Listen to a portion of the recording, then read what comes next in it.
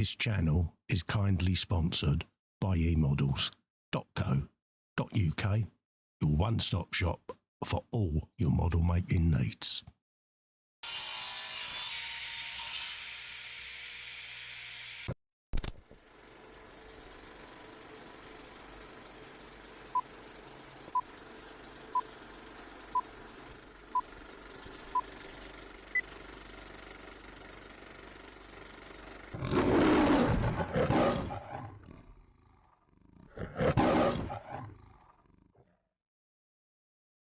Shut up and sit down.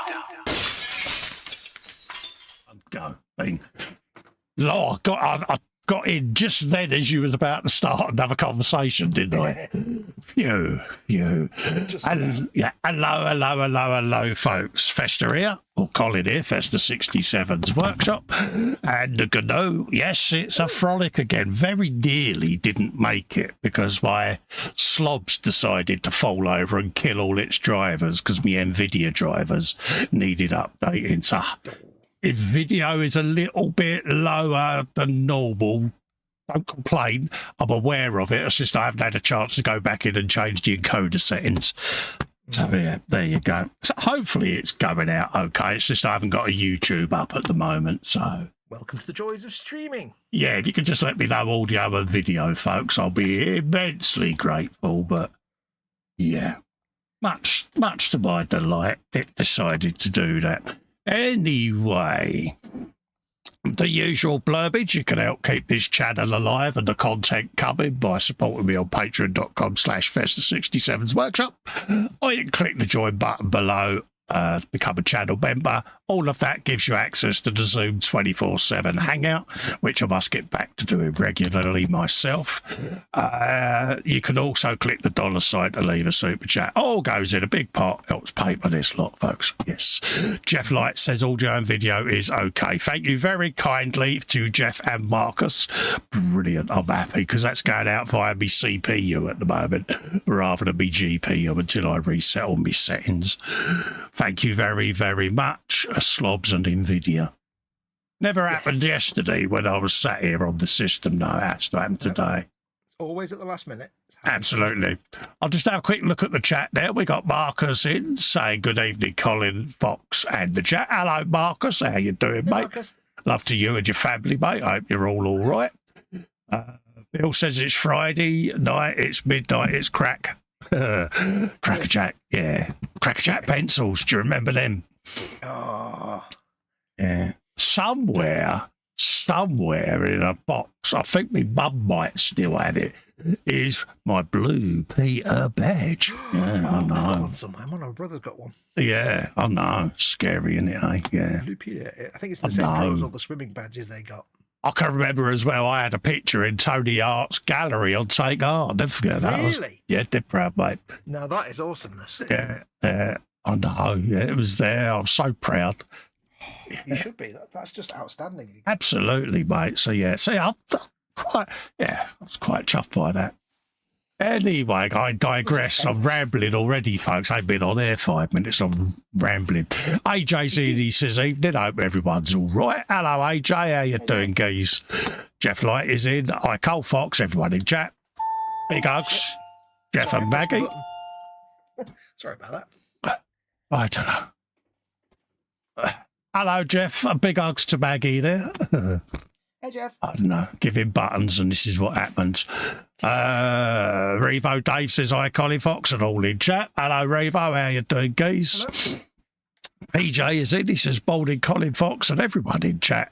Frolic Modelers. Hello, PJ. Hope you're doing all right, mate. And land of PJ-ness is rocking, mate. Bill says he can see the audio and he hears the video fine. I see what he did there. Well, he's got a full mixing suite bench as well, hasn't he? As well as, I reckon, and I'm going to say this on air, I reckon Bill's going to have a Warhammer bench, just saying. He needs a Warhammer bench. We've been trying to entice him, haven't we? He's probably got a YouTube bench just for watching YouTube. He might well do, you know. He might well do. He's probably got a Festas Frolic bench. Yeah, it's put me mouse down there because I keep knocking it off my arm of my chair. Bobbins is in. He says, good evening, chums. Hello, Bobbins. How you doing, mate? Lovely to see you or hear you or see you on screen, should I say. PJ saying hi to Revo. I did catch your comment at the end of our stream earlier, good plug, but didn't have time to reply. Sorry, he's just ignored you, mate. That's what he did. Yeah. He just went, I don't want to talk to him. Did you? I'm up here on my pedal stall and he's down there. He's a minion. PJ's doing that at the screen with possibly 1 or 2 fingers raised. Maybe a grown-up bird. Absolutely, mate. Revo just says I did come in late. Happy days. And don't forget, if you want to watch his stream, go watch Roland and PJ stream back, folks, later on. I always do a nice, interesting stream, that lot. Marcus is waving to Revo. Stephen Haynes' models in, says hello, Festa Foxx. Hello, Stephen. How you doing, geezer? Jeff says, what about the cabbages? Got 3. It was off you go. Absolutely, mate. Everyone saying hello to each other there, and PJ saying hello to Stephen Haynes' models. So that's the chat caught up. Excuse me. I'll have a swig in a minute. What's that? Soph and Mark sneaks in. There you go. Did I pronounce that correctly? Because you know I'm like with mispronunciation.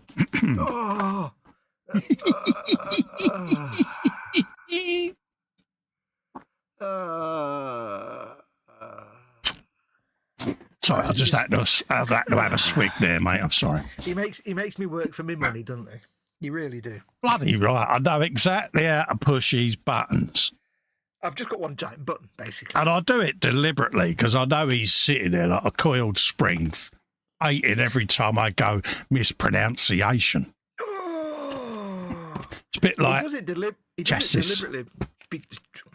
He does it deliberately because he knows I do exactly the same thing. Absolutely, mate. We are as bad as each other to each other. I got him the other day because I sent him a picture of my pie mash and liquor. Oh, you tart. I know, he called me all the names, folks. Because I have no access to PML up here. I can't even order it from somewhere because I haven't got an oven to cook it. I could order it, but they're always cooking the oven and we haven't got an oven. So sadness ensued. So I had to go and open I I'll tell you what I've got. I have in the house 2 cans of stag chili. Oh, brutal. But I don't know if it's the open it and eat it from the tin at 3 a.m. kind of stuff though. Oh right, yeah. Now I've recently rediscovered Prince's minced beef and onion from the can. That's great as a midnight snack. Oh so right. Filthy. But I don't know if you could do stag chili. I don't know if that would work as a. Is it filthy dirty? I mean, stag chili is by default anyway. When you cook it, it's just filth. But I don't know if I'd want to. Kidney beans cold in a can. I don't know. That might have some consequences. Yeah, that's not going to work out too well for you, is it? No, never mind all that nonsense. How are you? And how have you been, my friend? And I'm all right, mate. As you know, I got called in for an urgent thing this week, medical, because something had shown up on the MRI, so I got sidetracked for that. I then have been binge filming the Batmobile because I've got all of that finished in the boxes waiting to be filmed. So I've been trying to binge film that and the GT 500 so that I can put them to bed so that I can then get all my spray booths set up and get back to focusing on solely the scale model builds because I've got a shed load of stuff I've started to assemble that I want to get primed and painted so that I can, bring a bit more on my live streams than just, gluing figures together because, I've got the Brabham, I've got the Marc Marquez bike, I've got the 6R4, then obviously with the E-models, I've got the El Camino and the big tank. So I kind of want to get back on top of all those builds, if I'm honest, because my love will always be predominantly the scale modelling. And as you know, you've done the part work thing as well. You get into it because of obviously obligations, should we say. Yeah. So they do take over a little bit. And I made a conscious decision about a year ago to only ever do one going forward because the impact in the rest of my hobby has been quite high, especially as my own situation's changed where I can't do 6 or 8 hour sessions at a bench anymore. I can only do a couple of hours every odd day, you know, so I'm having to rethink my productivity or lack of, and you know, I want to get my Patreon content back up to where it was and my YouTube content back where it should be. And I've been running around, well, I say running around, but trying to get my head around how I can, now that I'm beginning to recover from things, how I can get back to addressing that. And it will happen, so bear with me, folks, and there will be a more variety coming on stream and on video content going forward as the year progresses. So yeah, so I've been focused on that. You know what I'm like. I get it in my head that everyone's going to start sending me hate mail, and I have to rush to do stuff just for my own sanity because I get a bit trapped in my own head, don't I? Yeah, but you know, you have to work with limitations of what you've got and what you can do. I know, but yeah. So I think you know, everybody's happy to. Nobody, I think, you know, in reality, nobody's sort of clamouring for you to do anything. Oh no, don't get me wrong, but it's just my own paranoias. You know what I'm like. Yeah, it's a pressure you put on yourself. Yeah, I do, and I think it's a good thing. I think it's healthy to do it in a way because it kind of shows I care. Yeah, it shows you've got a passion for something. Yeah, you know, but it's all right caring, but sometimes it can trap me as well because I convince myself that I've got to get a sack of hate mail because, you know, I've not put a modelling video out for a while or so, you know, then that's it. My inner anxiety's kicking and I'm in a 2 and 8 again, you know. And yeah, and it's just those little demons that live in your brain that do. Yeah, and PJ knows me well because he said to me before, you're in the paranoias can get the better of you, and I try not to get like it, but I can't change who I am, you know.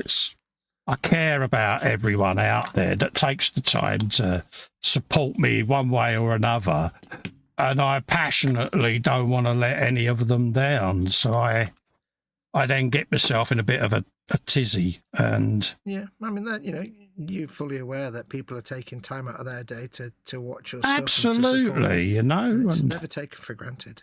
Exactly. I've been passed a homemade dark chocolate muffin. Thanks, Soph. Ooh, hey, Sophie. Yeah, absolutely, mate. I'll be necking that bad boy. Here you go. Yeah, that fits a bit better. I need my pin vice and I didn't get it. I'll have to get it in a minute. Oh dear. Go get your pin vice. Go on. I'm just having a look at chat. I will in a second. I've got barrels to drill. Revo Dave's got a homemade choc chip cookie. Oh, right. Like that, is it? Hey, dishing out cookies and all. So we've got a bit of a sexy leg going on there. So let's have a bit of that going on. I got lucky today because I gave Mum a Warford donut and she didn't want it. So I'm like, oh, well, I better eat it then. Nom, nom, nom. Oh, yeah, you don't want that going off, mate. And she went, actually, can I have it? And I went, it's too late. It's gone now, love. You snooze, you lose. Did she get the side eye with a sugar-coated beard? No, she just gave me a very specific hand gesture. And oh, really? Oh, dear. Yeah, and that was it. Bless her. Oh, yeah, but she had like 3 trifles today, so she's not like she needs to complain. She will. She's been overladen with trifles. Yeah. My mum's been in defiant mood today. Oh, she's been cantankerous, is she? Oh, yeah, she's been a right cowbag today. Yeah. And you get to that age, I think you've earned the right to be. It's been a little bit poorly this week, so. Oh, yeah. Both of them have, haven't they? Yeah, micro mum, bless her, but. Both our old queens. Yeah. It's a shame. Right. She can be spirited, but she can get, as they all do at that age. Yeah. Yep. Like I said to you off air, you know what I mean, because we've had this conversation off air, and oh yeah, she's in that sort of zone at the moment, and yeah, My wolf's very similar sometimes. Absolutely. Carl is in, saying hello. Hello, Carl. How you doing, mate? Lovely to see you. Hello, hello. Everyone's saying hello. Connor is in as well, saying hello. Hello, Connor. Lovely to see you. I hope you're keeping well. Are you streaming tomorrow, Marcus? Can you let me know, mate? Because I plugged PJ last week, so if you're streaming tomorrow, I'll do it anyway. Marcus normally streams on a Saturday, folks, so go and share the love and go and tune in and be prepared to be shocked by his eccentricity. Mm-hmm. He did say that he was going to build a 15-foot long photo etch black pearl. I don't know whether that's still on the cards or not. Oh. Can you think of all the names I've been called? Yeah. I wonder what you'd use for rigging, because, Easy Line ain't going to cut it for something that's that long, that scale. No. You'd have to use actual rope, maybe. That'd be proper knots and everything. He's never forgiven me. He invited me onto his live stream and I did a photo etch black pearl during the stream and it was finished by the end of it. Dude, the names I got called. Well, people should know by now that the way me and you work is that everything is a mocking target. Oh, yeah. And if you open yourself up even one little tiny bit to mockery, me and you are just going to jump in there like a rat in a dumpster, you know what I mean? We just straight him. Yeah, we are pretty lethal like that. Right, that's that done. I'm just going to put that plate over there. There's a gap along the side I'm aware of. I'll sort that out later. It's like me and Festa have known each other. How long have we known each other now? What, 10 years? 5 years? Oh, blimey. 7, 8 years? 8, 9 years? About that, I would say. Yeah, but it's like, it's changed me in a way that now I mock everything because it's just how we work. It's just, we just take pleasure in mocking each other to the point that it came to the point where I had to say to Mum, I've just realised that I'm mocking you all the time. And she went, yeah. I said, it's because of me and Festas. She went, that's all right. I'll just mock you back. Oh, we're brutal, mate. Yeah. And throw Tony into that loop and it's a nightmare, as Pete knows. Oh yeah, there's just no mercy if Tony's involved. Tony was quite happy to meet people just as mad as him. Oh yeah. I think he was more surprised and overjoyed because he was more surprised to meet people as mad as him. Yeah. Like, really? But I felt quite privileged because in the middle of Y.WOBB's shop, Tony just looked round at me square in the eyes. He said to me, "You're effing nuts." He said, "I love you, bro." And it's like, felt quite privileged by that. I was like, yeah. Yeah, when Tony says that you're nuts, that's a badge of honour. I'm like, here, Fox, what? Tony says I'm effing nuts, mate. Oh, welcome to the club, mate. Yeah, that's basically come in, marry my daughter territory, that is. Mate, it's badge of honour, isn't it? That's proper dad chat, that was, mate. Yeah, achievement unlocked. Yeah, welcome to my family. You're nuts. Like, yeah, thank you. Love you, Dad. I do believe I gave him a hug and my leg was slightly raised. Yeah. But yeah, it was funny. That's because his tongue goes everywhere. Oh, mate, he is so funny. He walks out, he walks out the shop talking to you and he comes to me and goes, that bloke said natter. I know. Yeah, but he's a lovely nutter. He's like, yeah, oh. Tony's just the loveliest guy. And Pete's just there with his arms folded, shaking his head, going, why me? Pete's just there, sitting there, just worrying for the stock and profits. Mrs. Pete was fascinated by my accent. Oh, yeah. So, yeah, she was pretty much, yeah. I can't remember what Mrs. Pete's accent is. She like Stoke last? Yeah. I can't remember. I've only met her a handful of times. Yeah, there's a little bit of a tone, isn't there? Yeah. No. Normally when she's telling Pete off, it's like the only time Helen speaks with a Scottish twang is when I'm in the doghouse. Yeah. That's how I know.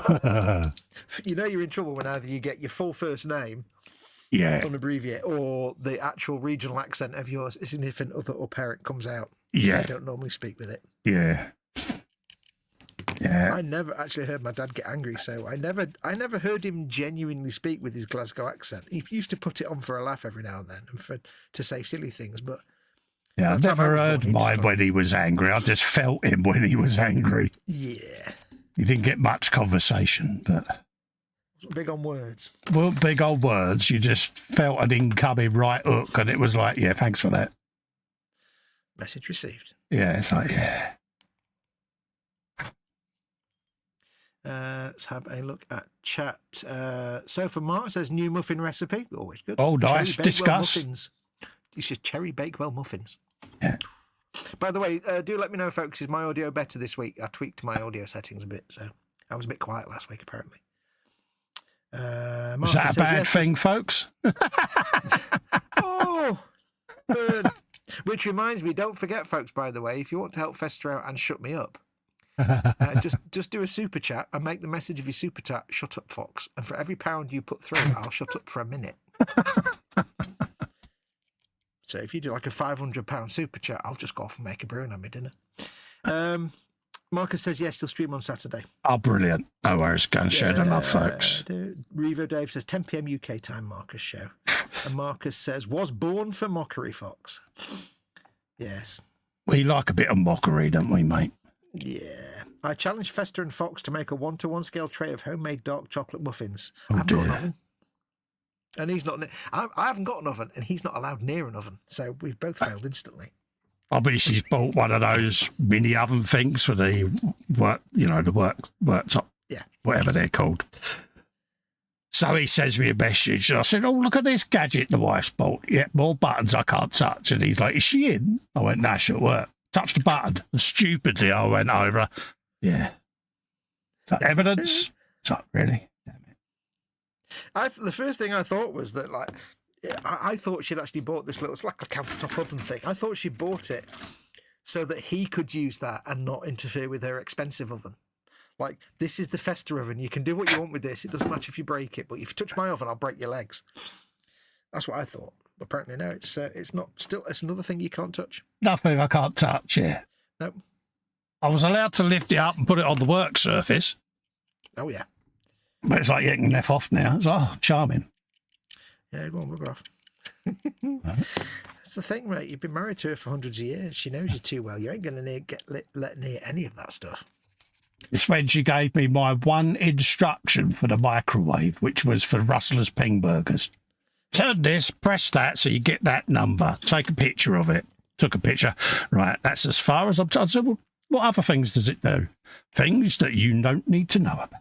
That's a need-to-know basis, and you don't need to know. So I've got one ingredient that I can process on a microwave. It's like, yeah, I'm like, you know, what happens if, God forbid, anything happens? I'm going to be stood there surrounded by white appliances that I don't know how to use. Yeah. Yeah. A man was found starved to death in his own home. Yeah, man found in own home. Yeah, it's like, the funny thing is, right, she gave him these instructions to heat up a ping burger, but then every time she goes out and leaves him in the ping burger, she still pins a post-it note onto the microwave with the instructions, just in case. Because she's like, I know I've told you the instructions, but I'm not trusting you to remember the instructions. Absolutely. PJ says Fox's audio is still quiet, as mentioned above. Oh, did we miss one of your comments, mate? I don't know why. Weirdness. Yeah. Must be StreamYard then. Yeah, because there's nothing I've got changed here. Your meters are exactly the same setting as my Yeti. Yeah, mine's all set up as normal. I'll boost it up a little bit, though. Yeah. If I can. Check your Windows sound settings just in case it's knocked your microphone down to 75%, mate. Because I know you had that problem before, didn't you, with Windows? Yeah, that's what I thought, but no, it's that... I'm going to say belly, bench, beverage and biscuit and all of that, not only because I've seen Marcus put a belly and bench in and I'd forgot to ask belly and bench, and same with Bill. Belly says Bill is homemade chicken tikka masala, Bevy T and OJ. Bench still the Artemis 2 and Baboon is Gary. Hello, Gary. Oh, I had a bulldog called Gary. Yeah, good name. Excuse me. There you go. I've turned it up a little bit. Sophie's belly is homemade dark chocolate muffins, bench knitting, or what you're knitting. Excuse me again. A beverage is milk. Pardon me. Marcus Belly, Japanese style katsu curry, bench, so many things, beverage, whiskey and a beer. Get in. And my boys are back from their jaunt in Japan. They landed safely yesterday, so I got my pups back. So I must admit, I'm a little bit more settled now they're home because you're always a bit jittery when they're away. Yes, yeah. And they found it quite endearing that every couple of minutes in the WhatsApp chat, I was putting the latest update on Flight Radar where they were. They're like, of course, when they landed, they're like, yeah, Dad and his sort of 2-minute updates on Flight Radar. I was like, yeah, no, just. Dad. Even though they're in their first, parents worry, don't we? We worry about our pups, you know, and they're grown men. They know what they're doing, but I can't stop worrying. It's just how I am. Yeah, just protective father. I did find it quite sweet. They're like, oh, yes. Must admit, I had my first katsu curry the other day. Yeah. Although, admittedly, it was a co-op stick it in the microwave job, but I'd never actually had katsu curry, and it was actually quite nice. It tasted like school curry. It was pleasant. It was quite funny because, like, both their cases were bulging like buggery, and I'm like, Gumpler and Godzilla, and they're like, yeah. It's the way forward. And of course, the boys come back, and me and Festa are talking in chat and stuff, and talking about that. So you just know that, like, within about 2 hours of that, both me and him are sitting there like surfer for Gumpler. Yeah, we were. Lex was like, it was so cheap for Gumpler out there. He said it was shocking. Yep. He said it makes you realise how much the UK prices are gouged. Yep, because there's no distribution. It's just ridiculous. Yeah.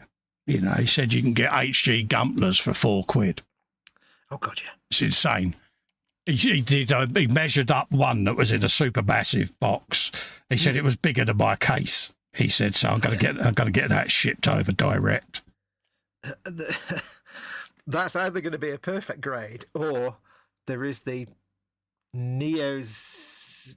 Oh, what's it called? It's like 4 foot tall, and it's got like 10 parts. But I think that might be the one. It's a big round fat thing with like a ball gown type shape to it. Yeah. Oh, the Neo Zeong, I think it is. That's just ridiculous. It's like, yeah, he said, I'll get that shipped over. So yeah. But I can't deny it did unleash, that comment did unleash a little bit of the Gumpler fizz that I've lost for the last few years. I'm like, ooh. Yeah. It's given us an idea going forward for something, hasn't it? So I may or may not have found myself looking at the old Hobbylink Japan Gumpler TV videos from 15 years ago. Yeah, I got Lex was going through the place he got them from, and I'm like, yeah, 2 hours later, I'm still surfing their site. I'm like, I need to. Festa's there, and he's like, I'm just doing some maths to figure out if it's cheaper to get them from there and ship them here than it is to get them from here. Yeah.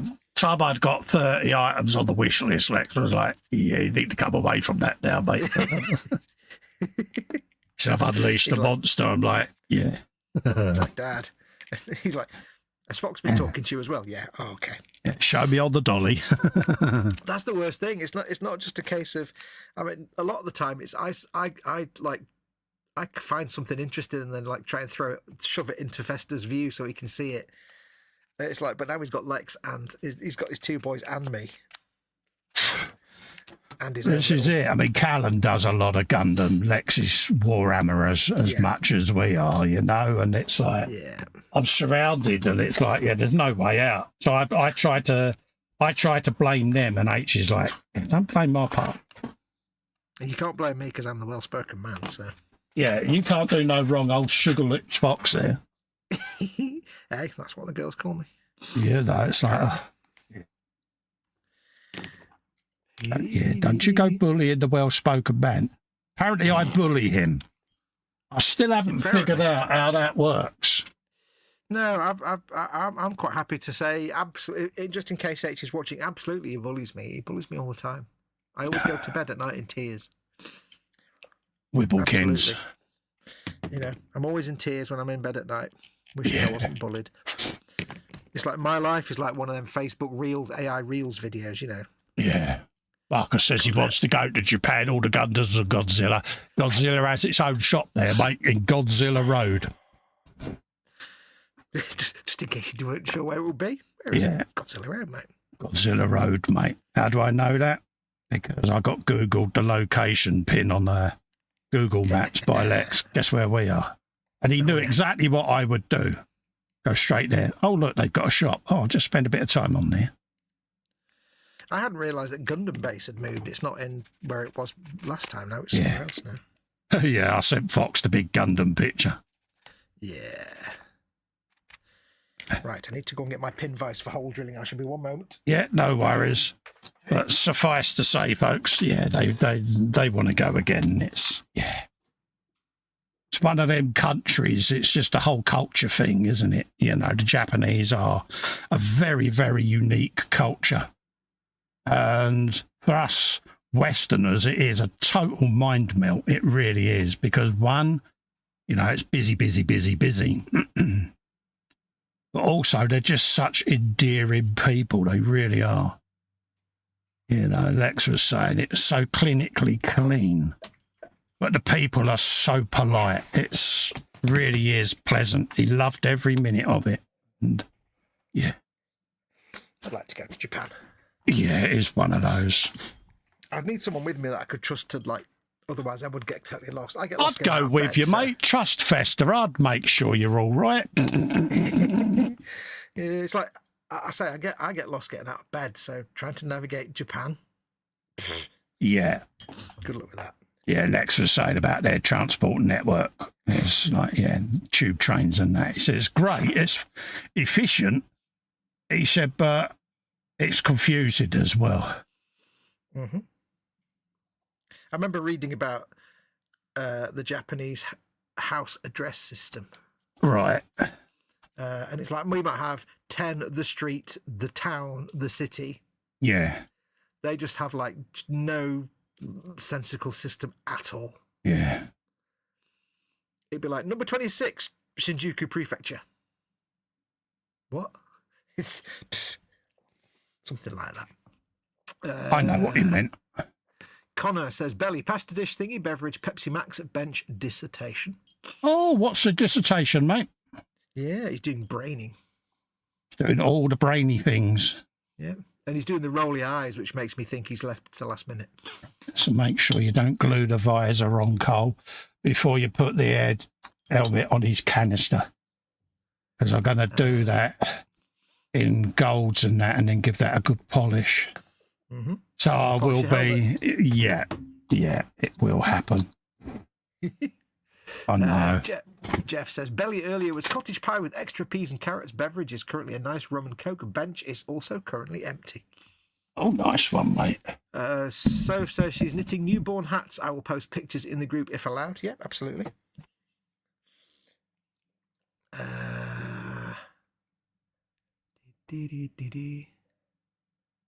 Jeff says, no, a container ship. Absolutely. As I've said before, Sophie, it's hobby group. Revo says, to Marcus, Monarch Season 2 has started. Don't know what that is. Marcus says that's pretty good. There you go. Hopefully my microphone's back on. Oh. Did it ping? Scale Model Ninja's in. It says, good morning all. Hello, Ross. I hope you're doing all right, guys. Lovely to see you, and all of that lot. Yeah, as I was saying, Sophie, you can post what you like in the group. It's Festa 67's Workshop Hobby Group. You post anything, crochet, knitting, cooking. You do what you like. It's your group. Yeah. You know, it's not just scale modelling. You can post in there whatever you choose. Yes. So, yeah. Yeah, it doesn't matter to me what it is. It's a hobby at the end of the day. And if that's what you're doing or enjoy doing, get it in there. Get it in. That's quite a good drill, that. Quite a good hole. You're a hole. You're made of holes. Oh, he says to me last night, he says, I think I've got like 3 Gumpler kits now. Does that mean am I starting a new hole? Yeah. And I said, you've got a Japanese Gumpler kit from Japan, from a shop in Japan, paid for with Japanese money from Japan. You're definitely down the hole. Yeah. Welcome to your new hole. Yeah. Japanese from Japan. Strike. Hail strike. Japanese pricey. Oh, Yes, it's got Japanese price. Yeah, Japanese security sticker. Oh, yeah. That is such a good mobile suit. So yeah, stupidly, I said, does that mean I'm down? I go, oh, of course you know what he answered, because, you know. Yeah. Made of holes. Yeah, they can throw me down the hole. It's one less hole he's down. Yeah, I know how he works. The one good thing about Facebook Messenger is all the animated GIFs. If anyone was to read our messenger, they would think us two are completely and utterly nuts, but then they wouldn't be wrong, would they? Let's be honest. Well, I was going to say, I didn't say think, I say they'd know that was two are completely nuts. Yeah, we are completely bonkers, mate. Yeah. I still think that entire, 24 hours of just cat GIFs was the best one. Oh, that was brilliant, wasn't it? Stink eyes and cat gifs. So, yeah. Yeah, endless cat GIFs for no real reason whatsoever. It's the way forward. It's a taste sensation. Cheers, Lex up. He's obsessed with cats. I use them as mojo builds, no glue or paint needed, says Marcus. Yeah, it's a good shout, yeah. I mean, that's what we were talking last night, and I was thinking out loud to Festa, and I was just saying, I might get back into building them, but just literally for my own fun, just to build them, not to paint them or anything, not like just literally slap them all together. Maybe paint a couple of accents on them, the metallic bits and stuff, but not priming and all that kind of stuff.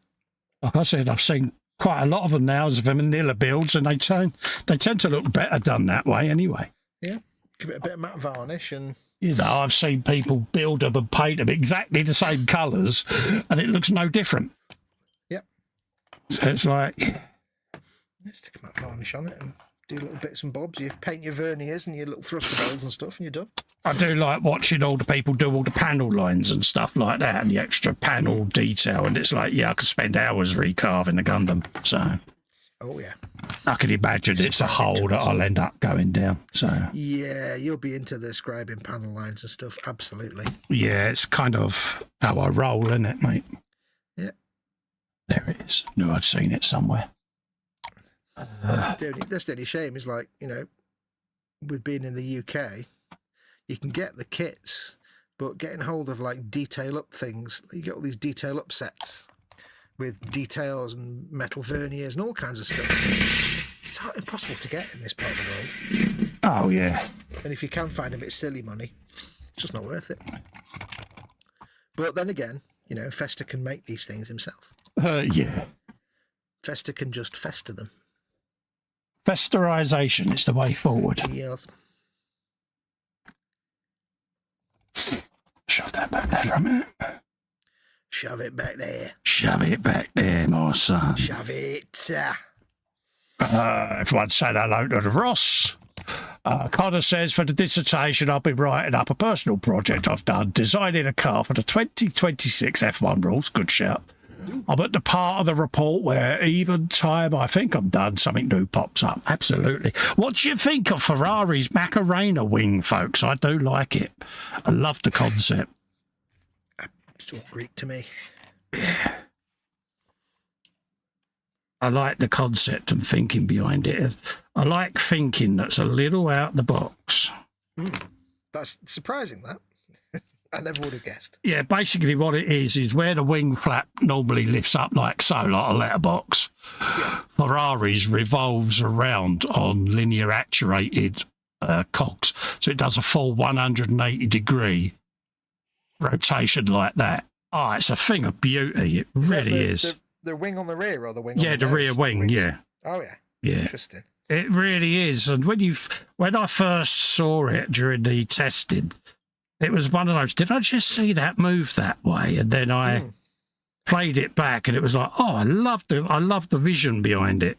And that's why I like F1, because I like the out-of-box thinking on a lot of things they do, and... It's quite amazing that they're still coming up with stuff after, 50, 60 years. There's still, stuff that once it's come out, you think, that's really obvious. Why didn't we do that before?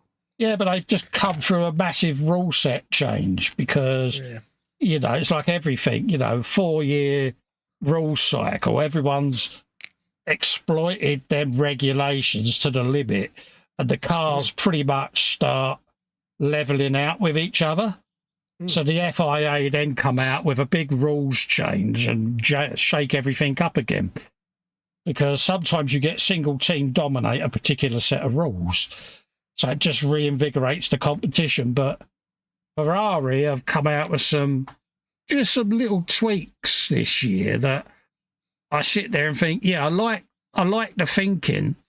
I don't want to see how it develops, you know, and so, yeah, I'm all for that, you know. I like that out-of-box stuff, you know.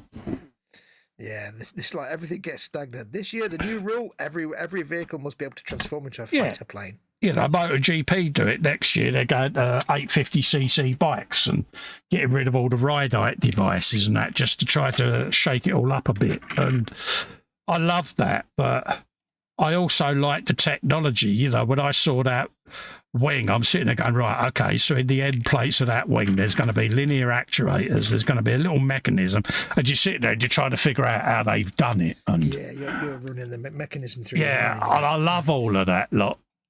Barker says he's just finished by a full burst strike Freedom 1/100th scale. It begs to be painted and detailed. All nice.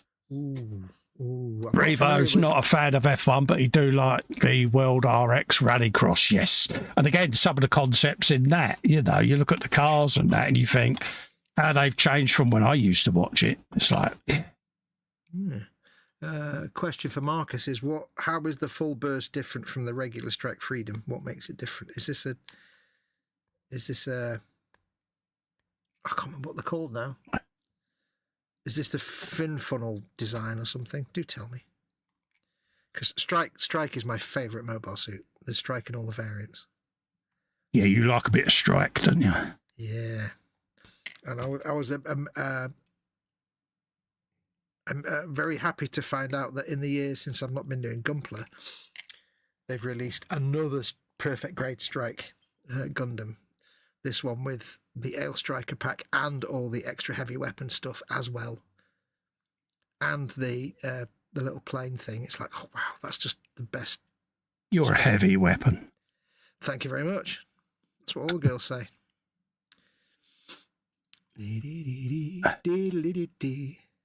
So, yeah, I may have scratched an itch during the week with the GNU, but... Yeah. As I said, if it gets him back at the bench doing stuff, then I win. This is the thing. Once I get a seed sown and I plant it and I think, yeah, he's taken the hook, I then start nagging him. Have you got one yet? Have you got one? Have you been through your stash yet? What have you chose? What have you chose? Show me, show me, show me. Fully enough, the exact same technique works the other way around as well sometimes. Yeah. So it's like, yeah. We're both as bad as each other, really, aren't we? Yeah, but we mean well, because when one of us is lagging, both of us is lagging, if that makes sense. Yeah, we're both prone to just like stagnating and going, I just can't be bothered and nothing's interesting me anymore. Yeah. I mean, I got diverted, obviously, after Christmas because of, you know, but yeah, now that I'm able to come and do a few live streams and start getting back into it, I'm kind of right. And it's like everything, the minute the Band-Aid's taken off, I then want to get everything done at once, and I've got to relearn how to pace myself a bit, you know. Yep. These things take time. But I'm lucky I've got a close friends circle that'll nag me if they think I'm overdoing it, PJ. Yeah. But it's meant in a really nice way, and I love him for that, in a manly way. You know, don't overdo it, mate. Come on, you know, think yourself. You know, and I know he means well, and I respect that, you know, and it does mean a lot. Which reminds me, I meant to ask you what time. I forgot to ask you what time you want to go till tonight. 2 o'clock max, mate. 2 o'clock max? Yeah, 2 hours max at the moment, mate. Goodly. You know, yeah. Because if I don't stick to it, I'll start stretching 3, 4, 5 hours, and I'm not going to gain anything, and... Yeah. You know, I've got more procedures to have, so I've got to be... Yeah. Yep. Sophie says, I like watching the BTCC and the GT3, GT4. And Revo Dave says, BTCC is good. I'm going to assume this is racing, and I'll defer to British Touring Car Championship.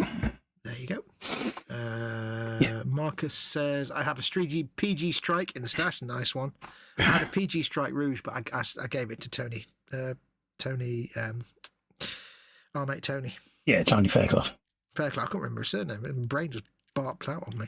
Still got me MG Zegdoc sat there. I need to scribe all the panels in and get that primed and ready. Like I say, once I've binge built the part works, I'll have my spray booth set up, and I'll probably have that set up Mondays to Thursdays every week going forward for a couple of months, because I've got a shed load to prime and paint, and I can then disassemble it on a Friday, do the live stream, and then set it all back up and paint over the weekends and stuff. And that's not a metric shed. That's an imperial shed load, which is more. Yeah, it just lets me start catching up, because I've got a stack of builds I started, and I really need to pull my thumb out my bum and get a move on. I've got the cake box over there full up with parts from the 6R4 that I primed, and it's like, yeah, come on, Cole, sort it out. Yep. I've got part-built part works on all my shelves here where they're mid-assembly, and to get them off them shelves and in the lounge and on display, I need to just binge film the lot, and then I can free everything up and get all me stuff all reorganised in here so that I can go forward, because the cable got boxed up when I built my PC and I haven't got round to pulling everything back out. Sounds wrong, doesn't it? Easy now. PJ says, I like Ferrari's new wing. It's nice to see something different on a Formula One car. Stopping up after the stream to watch the sprint race and qualies later. Yeah, I should be doing that, Page, mate. Connor says, do you think F1 could end up dumping the electric stuff in the future like the BTCC and WRC did when they got I think they should, to be quite honest with you now. It's quite controversial, my thinking, but I think I'm, on to something here. Look. Formula One as Formula E. Keep the electric in Formula E. Formula One is the pinnacle of prototype motorsport. If that means running V10 engines on biofuels, I'm all for that. But batteries and all of that lot, I know they do it to help develop road cars and technology. Slap all of that lot in Formula E and use Formula E for all of that gubbins. That seems to make sense. Formula One, run old tech or run it on biofuels or whatever, and get back to the driver being in control and it being about the pinnacle of driver skill and all of that. That's just me. I know V10 technology is 30 years old, but you can run older cars on biofuels. How many of us out there own older cars that are going to be insured and taxed out of existence because they run on petrol? Well, run them on biofuel. It's a simple conversion. It ain't bloody hard. Basically, as long as it's a combustion engine, doesn't matter what fuel. Exactly. But I think Formula One, they could look at engine technology, they could look at lean burn engines, or whatever. But for a spectacle, run it on biofuels. That to me is a good carbon footprint, because them technologies already exist. It's cheaper to make and produce. The car manufacturers can get all your modern hybrid technologies, sling all of that lot into Formula E. MotoGP, we had Moto E, which was electric motorcycles. It didn't really take off because they sounded like a bunch of vibrators going around the track, basically. And it wasn't a spectacle because people loved the smell of the motorcycle fuel, the loud engine noise. So next year they're going to 850 bikes running on sustainable fuels. I think that's better because it's a better spectacle for the fan.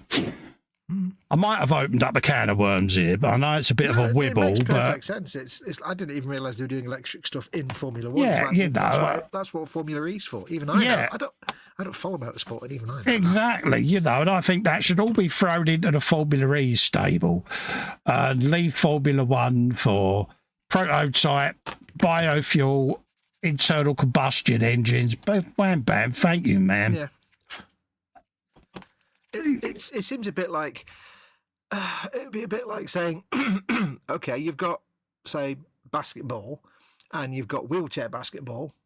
So why don't we just have the wheelchair basketball in the basketball? It's like, well, that's I'm a fan of Paralympics and things, but they're separate entities for a reason. Yeah. You wouldn't combine them because it Yeah. just wouldn't. You know, it's like men and women's boxing. You're not going to put, you know, a 5'2", 8-stone woman in with Tyson Fury. You're not going to do it. Yeah. You know, so you can understand some of the segregations, you know, but to me, electric motorsport is there. Yeah. It's like Internal combustion motorsport is there. All right, if people are worried about the carbon, the planet, and all of that, look, run it on sustainable biofuel. Job done. Seems like a non-argument to me.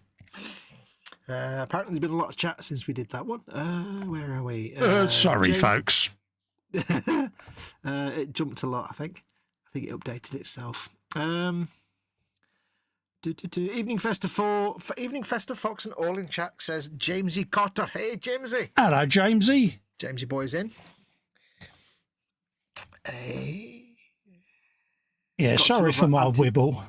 That's all right. Revo Dave says, got to love the anti-lag sound on the star line. I don't know what that means. Everybody saying hello. Oh, that's why it jumped. Everybody saying hello. Marcus says, agree, Colin, keep the electric stuff for Formula E. Yeah. Jamesy says, all I own is older / classics. I wouldn't have a new car if you paid me. I haven't owned a brand new car since about 1993. I got a brand new Ford Fiesta because my brother worked for Ford and I got like a load of money off because it was cheap. So I bought it on, you know, pay monthly job. Yeah. And then I went through about 3 of them, changing it every other year. I think every year. But after that, I've never had a brand new car. I've always had old cars. Yeah. I've always had, like, you know, I've been like an old Mark II Escorts or my Mark II Fiesta. I had my Land Rover. Now I've got a 2002 Fiesta that I got, 15 years ago? Yeah. Old Sierra.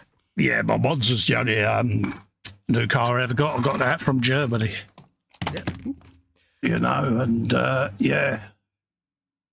I should really get that shipped off to be quite, because I'm never going to drive again. So, yeah. I thought one of the boys was going to take it. It's the insurance, mate. Yeah, that's true. You know, it's the tax, the insurance. You know, it's a 3 litre petrol straight 6. You know, you can't take it into London. You know, it's one of them. It's getting taxed off. This gets me back to biofuels. Years ago, I was going to convert it to LPG, you know, but it's one of those. But it's funny, I went to the National Motor Museum last year and I've got a season pass so I can go up there whenever I want. And I got chatting to one of the mechanics and the curator up there and was just randomly chatting.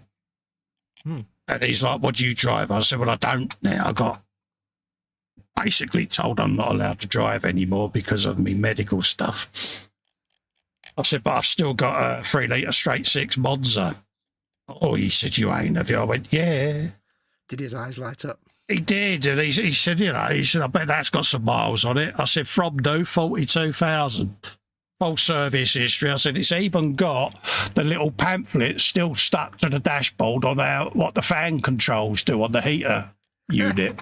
I said, the service book's still in the little holder on the inside. So it's got some photos. Of course, you know, after bombarding him with all my photos with the original 1980s push-button tape ejector things and all of that. Yeah. He said, that is absolutely mint. And I said, it's a one of a kind. He said, what do you mean? I said, it's got full leather interior. I had that done in London.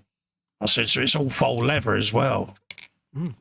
He said, what are you going to do with it? I said, well, for me, it's too good to scrap. I said, but cars like this are getting taxed off the road. I said, do you take donations then? I said, because I'd happily donate the car to you guys. I said, it'd be lovely to walk in here and see it all sat on the side there and preserved for future generations. He said, I'll put you in touch with our people. So I've got an email address and a contact. So I'm going to get in touch with them and go, if you bring a trailer down, it's yours. Nice. Because I think cars like that are too good to crush. Yeah, it's in perfect nick and it's got so low mileage. It's just any car. It's a shame to just destroy it. And it's the 3 litre GSE Grand Sport Executive. Basically, it's basically an Opel Manta on steroids, and you know It's a beautiful car to drive. It's of its age, you know. It's just got that angular 80s look, but it's in mint condition, and I honestly think it's a shame to take it to a scrapyard and crush it. What's not to love about an Opel Manta? So yeah, so if I do get shot of it, that's where it's going to go. I'm going to donate it to the National Motor Museum so that other people can go and see these cars because, Yep. Yeah, you know. And I'd be quite chuffed just to see my own vehicle sat in there. I don't want no credit for them or anything like that. For me, the satisfaction is knowing that future generations are going to see it. Yeah. And it'll have a very long life in that museum, whereas if you sold it to someone, they'd just drive it around it. Oh, they would thrash the bejesus of it, you know, and... Even if it's a collector, they still drive it and it still end up getting... Yeah, you know, and I just think that cars like that should be saved, you know? Yep. I've got to love the fact that they give you this base for the Gladiator. That's a really great fit, isn't it? Look at that. Yeah, well thought out, that, wasn't it? So I think I'll end up doing what I did with the Samurai. I think I'll end up printing my own one. Quality Jeverage there from our model manufacturer. Yeah, because the Samurai never came with a base. So I think I'll end up printing one of them for it because, yeah, it needs a sexier base, doesn't it? Yeah. You can't have his feet hanging off the edge, can you? That's going to look sugar. Yeah, that's a bit of the old. That's the kind of like old NPC / Aurora trigger. Yeah. Or the old Mobius models want to have one. It's like we got a shed ton of bases, just throw one of them in there because I tend to label them up as to which one's which. So yeah, I'll have a look in some of the other ones if they've got different size bases, but. Yeah, I could get it to fit. I think it's going to look a bit odd with these plates hanging off the edge. Yeah, that's a bit nonsense. Yeah. Hugh Gordon's in says, good morning all. Thank you. Hello, Hugh. How you doing, geez? Lovely to see you, mate. I hope everything's all right in the land of Hugh. Chat has just bolted out on me. Connor says, to Revo Dave, I don't know what the question was. Yes, of course, in my opinion, World RX has approached the sustainability changes perfectly. Shame it doesn't get the same clout as the mainstream circuit series. Same for World Rally Championship to an extent. Absolutely. Have you got your quote ready? Yes, I do. I'll scroll down there. Jeff has kindly put in a $10 super chat.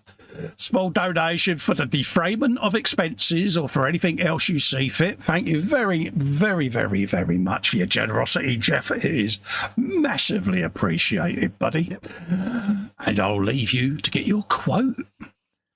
That in non-arithmetic operations, the small and slow human brain can still do so much better than the large and fast electronic computer is an impressive tribute to how cleverly the brain is packaged in programs, which is brought about, of course, by natural selection. That wasn't the original quote because it decided to refresh the page, but I'll do. And in answer to Jeff, he says, talking to the Samurai, is he finished? No, he's not, mate. It's just I'm not in a painty mood at the moment, mate. So he's still here. You can see him. Him, wouldn't you? Yeah, he's still there with his Heath Ledger Joker mask on. But no, I've got to do all the pin lines and all the different feathers and panel lines. It's just, like I said, I've not been in a painty mood at the moment. I'm still getting me dexterity going. I've got his side panels to finish, and I've got to finish the effect on the front panels and put the other colours. It's just detail work to be done on him. So that's where he is at the moment. Yeah. But I will get back to him, Jeff, hence why he's on my little side there of works in progress. I did order the little emblems, embroidery on the trousers. I then got to go back in and just put some shade in and a few light tones and that, mate. And then obviously matte varnish it so that it tones it all down because no one wears shiny clothing unless you're in the 1980s wearing a turquoise shell suit. Yeah, and you harbour from certain northern cities. Exactly. I got like the little brass buttons to go on the scabbard there and the fur texture to do. So loads of little things to do, mate. But I will, once I get back into painty, I'll come back and I'll give this a finish, mate. You're a little brass button. hopefully that answers your question, my friend. Actually, rather than stretch, I'll just leave him there just in case anyone else asks. I read a very interesting little story about samurai the other day. Samurai. Oh, right, yeah. It was only a little passing comment on something I was reading. Excuse me. Apparently there was in the early days of Western admission to Japan, when Japan first started opening up to the West. Oh, right, It was still the feudal system with the samurais and so on that were still, around and about. And it was so alien to the West that various mistakes were made and various embarrassing diplomatic incidents, including one situation where there was a troop of, I guess they were from like the East India Trading Company or something, walking along a pathway, and there was a samurai coming the other way, and it was only a narrow path. So these like Dutch traders, they didn't get out of the way of the samurai. Oh, right, yeah. Now, in the Japanese culture at the time, the samurai were like, you just get out of the way. You just don't. You just move. Yeah, the God Squad, basically, isn't it? You know what I mean? You do what you're saying. The elite. So they didn't immediately get out of the way. So the samurai beheaded them all. Yeah, just killed them all. It's like, of course, there was a bit of an outrage, but then it was kind of quietly explained to the Dutch East India Company. Went, right, okay, that now. Yeah, our bad. Absolutely. Marcus is off. Got her head off. He says, cheers, Colvox. Yeah, don't forget, folks, pop and share the love tomorrow. I mess with him because he likes talking about Metal Earth kits, does Marcus, because he really enjoys doing them. It's an endless subject of fascination for him. Yeah. Anything to do with photo etch, anything like that, Marcus is your man. Yep, absolutely. God, I can feel the hate. You can feel the staring now, can't you? Oh, I can, mate. You can hear the Marge Simpson yeah, coming from that side. So that's got a bit of that going on. Little bit of glue in my barrel to soften my sculpting. Yeah. Okay, I'll get that. Is there any additional piece that goes on there? Yeah, so I was thinking the other day, I was saying this to Festa, I was thinking the other day, with me not being able to do anything on live streams other than this small space and building stuff, doing a little Gunpla would just be great. Cause it's perfect, isn't it? I can't really do painting and stuff here because there's no space, and I can't stream from the front room where all my modelling workbench is. So, yeah, I've got work through my Gunpla stash. That'll keep me busy for months. Because I did that little real grade Ghiara Zulu, and it was literally I just like painted some of the metal like thruster bells and stuff. Yeah. And little details, and then just gave it a little bit of weathering with some powders and gentle and that was great fun. That was just onto bare plastic. Yeah. That was great fun. Give it a matte varnish at the end. That's all it needs, mate. Don't have to overcomplicate it. Yeah, oh yeah, but tell that to my brain. Yeah. Please do. Kiss mentality. Yeah. That's when my brain forgets. Yeah.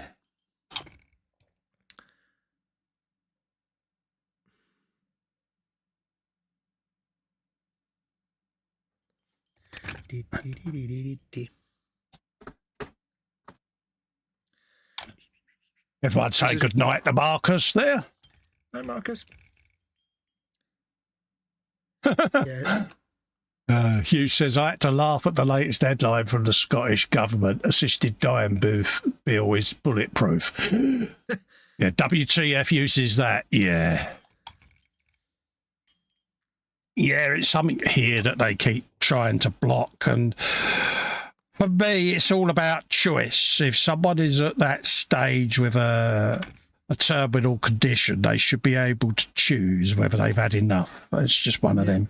And I think, if they pass certain criteria that they're of sound mind, because obviously if someone's struggling with dementia and things, they might not be as compos mentis as they once were. So I understand that, and I can always understand the concern that might be the case, but I had this conversation. I won't go into too much detail, but I had this conversation with my own mother because of her condition. And, if it was law, she would take that option. She already has a DNR and things like that. But So yeah, seeing what she's going through and that, you wouldn't.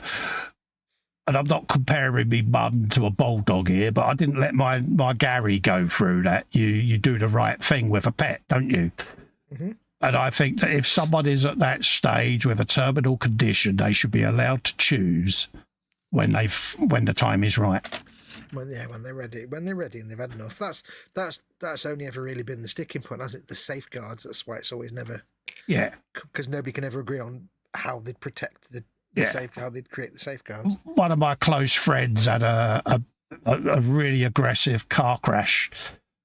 We was both 17 at the time, and I obviously survived the crash unscathed. And he was left paralysed from the neck down. And I've watched him go through his life like that. We often have this conversation. He often raises it as a subject. And, you know, he said if it was law back then, he said, obviously I was a young fella. They probably wouldn't have allowed it. He said, but as I'm getting older, he said, I just wish I wasn't here because I'm tired. I've had enough. You know, and you want to quit to the main menu again. Don't exactly. You know, and I totally and utterly understand that. You know, and yeah, you know, it is sad. It really is. So I think it's heavily dependent on circumstance.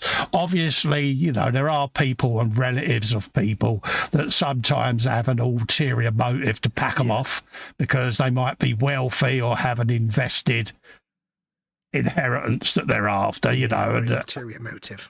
But if there was policies in place that people could pass that criteria and it could be proven that there isn't that going on, whether it's like a committee, I don't know how it would work, but if that is all met, then the person should be allowed to choose, I think, you know. And yeah, I agree. I think we'll get there eventually. It's just one of those things that's been a debate for a long time. Yeah.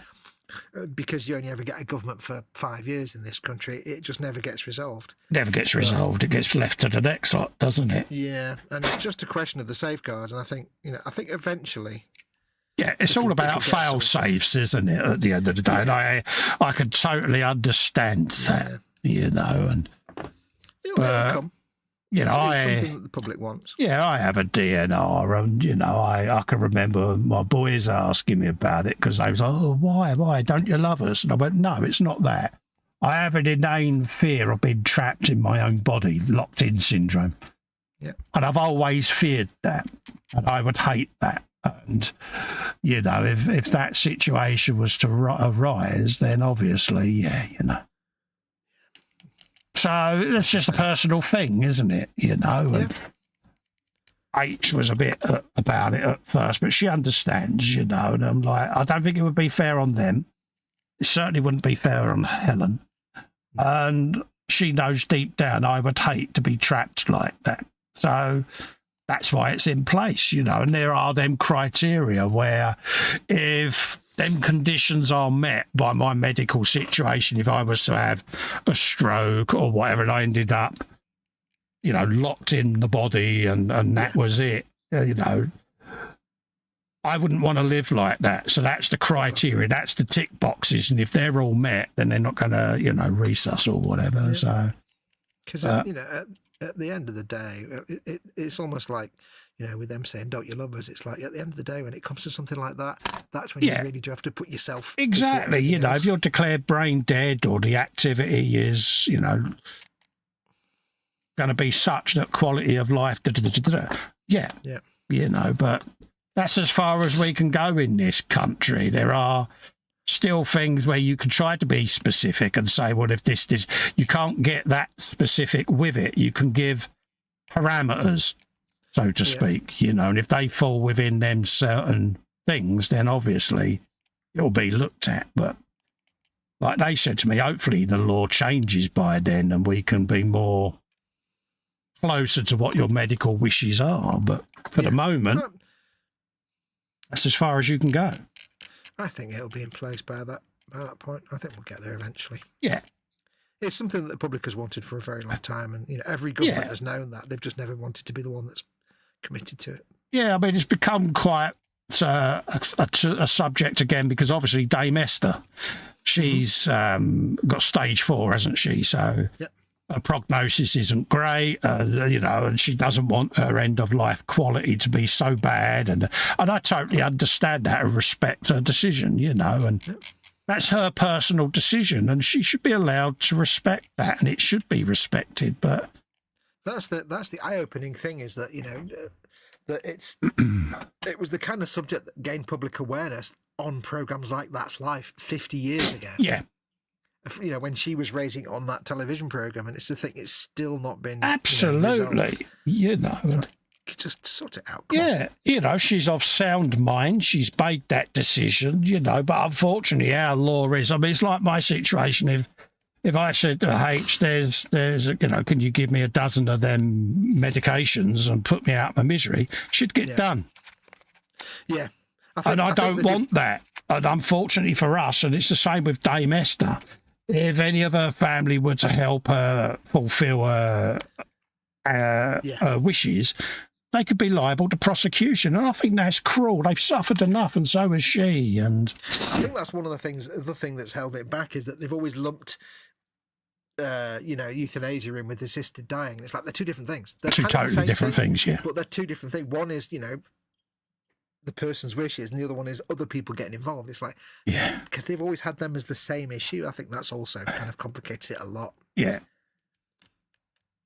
It's a difficult one. It really is a difficult thing, because it is such a delicate subject, isn't it? Let's be honest. And I mean, if they ultimately said, resolve the issue of making the decision for yourself, then the assisted bit wouldn't really be needed, because then you'd have the medical systems in place when somebody says, right, I've had it now, I'd like to go now. Yeah. Their GP and their other medical professionals would be able to get all that sorted. You wouldn't have the assisted bit because it wouldn't be needed. Yeah, totally agree. But that's why it's been held up, because they've got all the legality of the assisted bit, and it's just like, that's just, you're doing a Fox and overcomplicating it.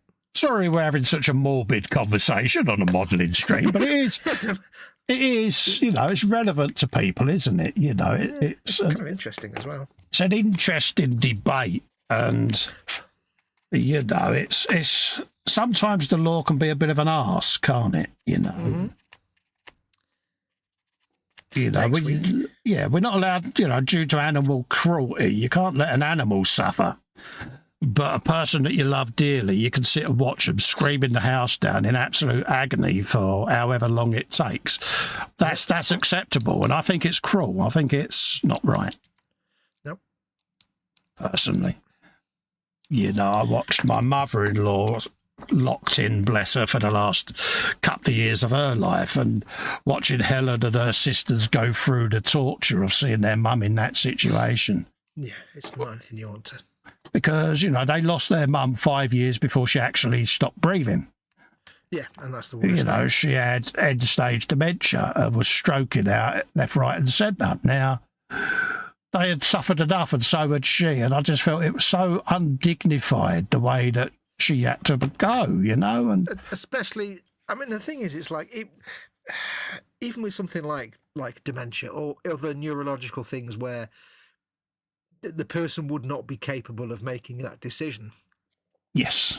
You could say, okay, well, the person's not capable of making that decision. It's like, well, that's fine, but you also know the prognosis of this particular neural complaint. You know how it's going to end. You know when it's going to end. You know it's going to end. So at this point, the person's competence to make the decision, does that become kind of moot because you just exactly the nastiness afterwards? Yes, they can't, in that situation they can't decide, but maybe somebody in that case needs to make the decision for them. Knowing the person she was in life and how dignified she was, and had she had she been compass met, she would have hated that. Oh God, yeah. Absolutely hated it, because she was a very independent, spirited woman. And I think I said it at the time, she was harmless. One of them people went about her business, didn't moan, groan or whatever, just went about her business, did her thing and lived life in a happy, chilled, unassuming manner. had had to suffer indignity for the last 5 years of her life. And I thought it was cruel. Yeah. Seeing how the girl's emotions were tortured through that period, I think it was cruel. Yeah. And I had always been a little bit, you know, I've always carried donor cards and things like that from year dot. And I've always been quite thing about, you know, you should be able to, I mean, they call it assisted dying, but it's euthanasia, basically, let's be honest. Yeah. And I've always been of the mind where if that's what someone wants, as long as they're mentally capable of making that decision, so be it. Yeah. In my mother-in-law's case, obviously she had end-stage dementia, so she wasn't of sound mind. But she certainly had things in place with DNRs and that long before she succumbed to it. And had the law have been around about assisted dying, she would have had that criteria in place. So, you know, it was one of those, to be honest with you. Yeah, and that's where I think the context is key, like you say, like I was saying. Like dementia, you know what's going to happen. It's not going to get better. They're not going to get more lucid. Whereas if somebody was just, say, quadriplegic or paralyzed or whatever, they were still, and then they became, for some other reason, let's say somebody's got something that doesn't, they're not going to die from it. Yeah. Like, you know, your friend who was, say, you know, paralyzed from the neck down. Yes. But then they, through some other thing like sepsis or something else, manage to become unable to make the decision. That's the tricky one, because they're not suffering from something that's going to, you know, end their life. It's like, so, but with dementia, it's like, just let them go. Well, we had this conversation off air about me mate, because he was estranged from his parents for a few years.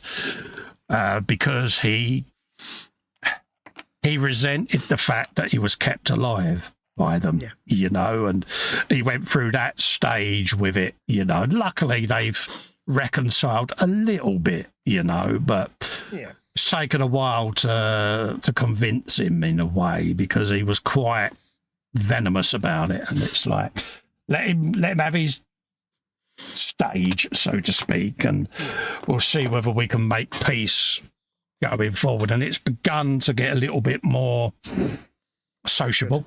Yeah. It's taken a while, like I say, but it's how it is. But yeah, seeing my mother-in-law go through that, it was difficult to see, and I fully understand when people say it's not for them, because I have an inane fear of dementia, because I've seen people go through it, and it is one of them, isn't it? You sit there and you think, my God, I hope it doesn't happen to me, because I'd hate it. Yeah. Absolutely hate it. So I hope the law does change to the point where, whilst we're of sound mind, we can actually go, if this is to happen to me, I want this. Yeah. You know, I've been very lucky that I've, you know, my grandma had, I guess it was Alzheimer's. Of course, they didn't know it. This was in the late 70s. They just said, your aunt was having a turn. Yeah, she's having a funny turn. But I didn't know my grandma. She lived in Scotland, so I've had no direct experience of Alzheimer's at all. Yeah, and my aunt Marge died of it. Yeah, I mean, I know if my dad died at 65, but if he'd lived to now, this was 25 years ago, if he'd lived till now, like, you know, my mum was still around, I think he probably would have suffered from dementia. I think he was spared that by you know, an earlier death. But I've been very lucky that I've experienced far too many people dying of cancer. Yeah. Nobody suffering from dementia. Yeah, my old man died at 50. Good riddance, you know, but and that was renal failure. So, you know, it's one of them. Yeah, I mean, my dad had a kidney transplant at 60, so died at 65 from a heart attack. Yeah. But he got 5 extra years after his kidney transplant, so, you know, hey. Yeah, Wilma, she had a liver transplant 9 years ago. Yeah, no, all right. It's, you know, it's still not right. She's got blood cancer, bless her. But, you know, it's a delicate one, this one, because It's only been diagnosed since she had the transplant, so I can't say too much about it because obviously things are going on in the background, so I can't really divulge more than that. But yeah, so it is a complicated situation, if I'm honest, legally and medically, because Marcy's in, the beautiful Marcy. I've done my bit and put my hugs in. She says, Cole, big love, loads of hugs. Lovely to see you, Marcy. I hope you're keeping well, darling. And I hope you're still putting the world to rights, love, because we need someone like you in the current climate to sit there with your arms folded going, you think? Yeah, Marcy enters the chat and the sun shines. The sun comes up. I think we should have a campaign. And this is the campaign. I think we should be allowed to send Marcy into the White House to bang a few heads together and say, come on, boys, stop playing let's who's got the biggest wiener. Let's do things right, if you don't mind. And I think she'd be good at that. Yeah. Could you imagine her at at one of the NATO conferences, sending her in H-in and Aunt Winnie, just to put the world to rights? Oh, mate. Send Auntie Winnie to the White House. Oh, mate. And to number 10. Yeah, honestly.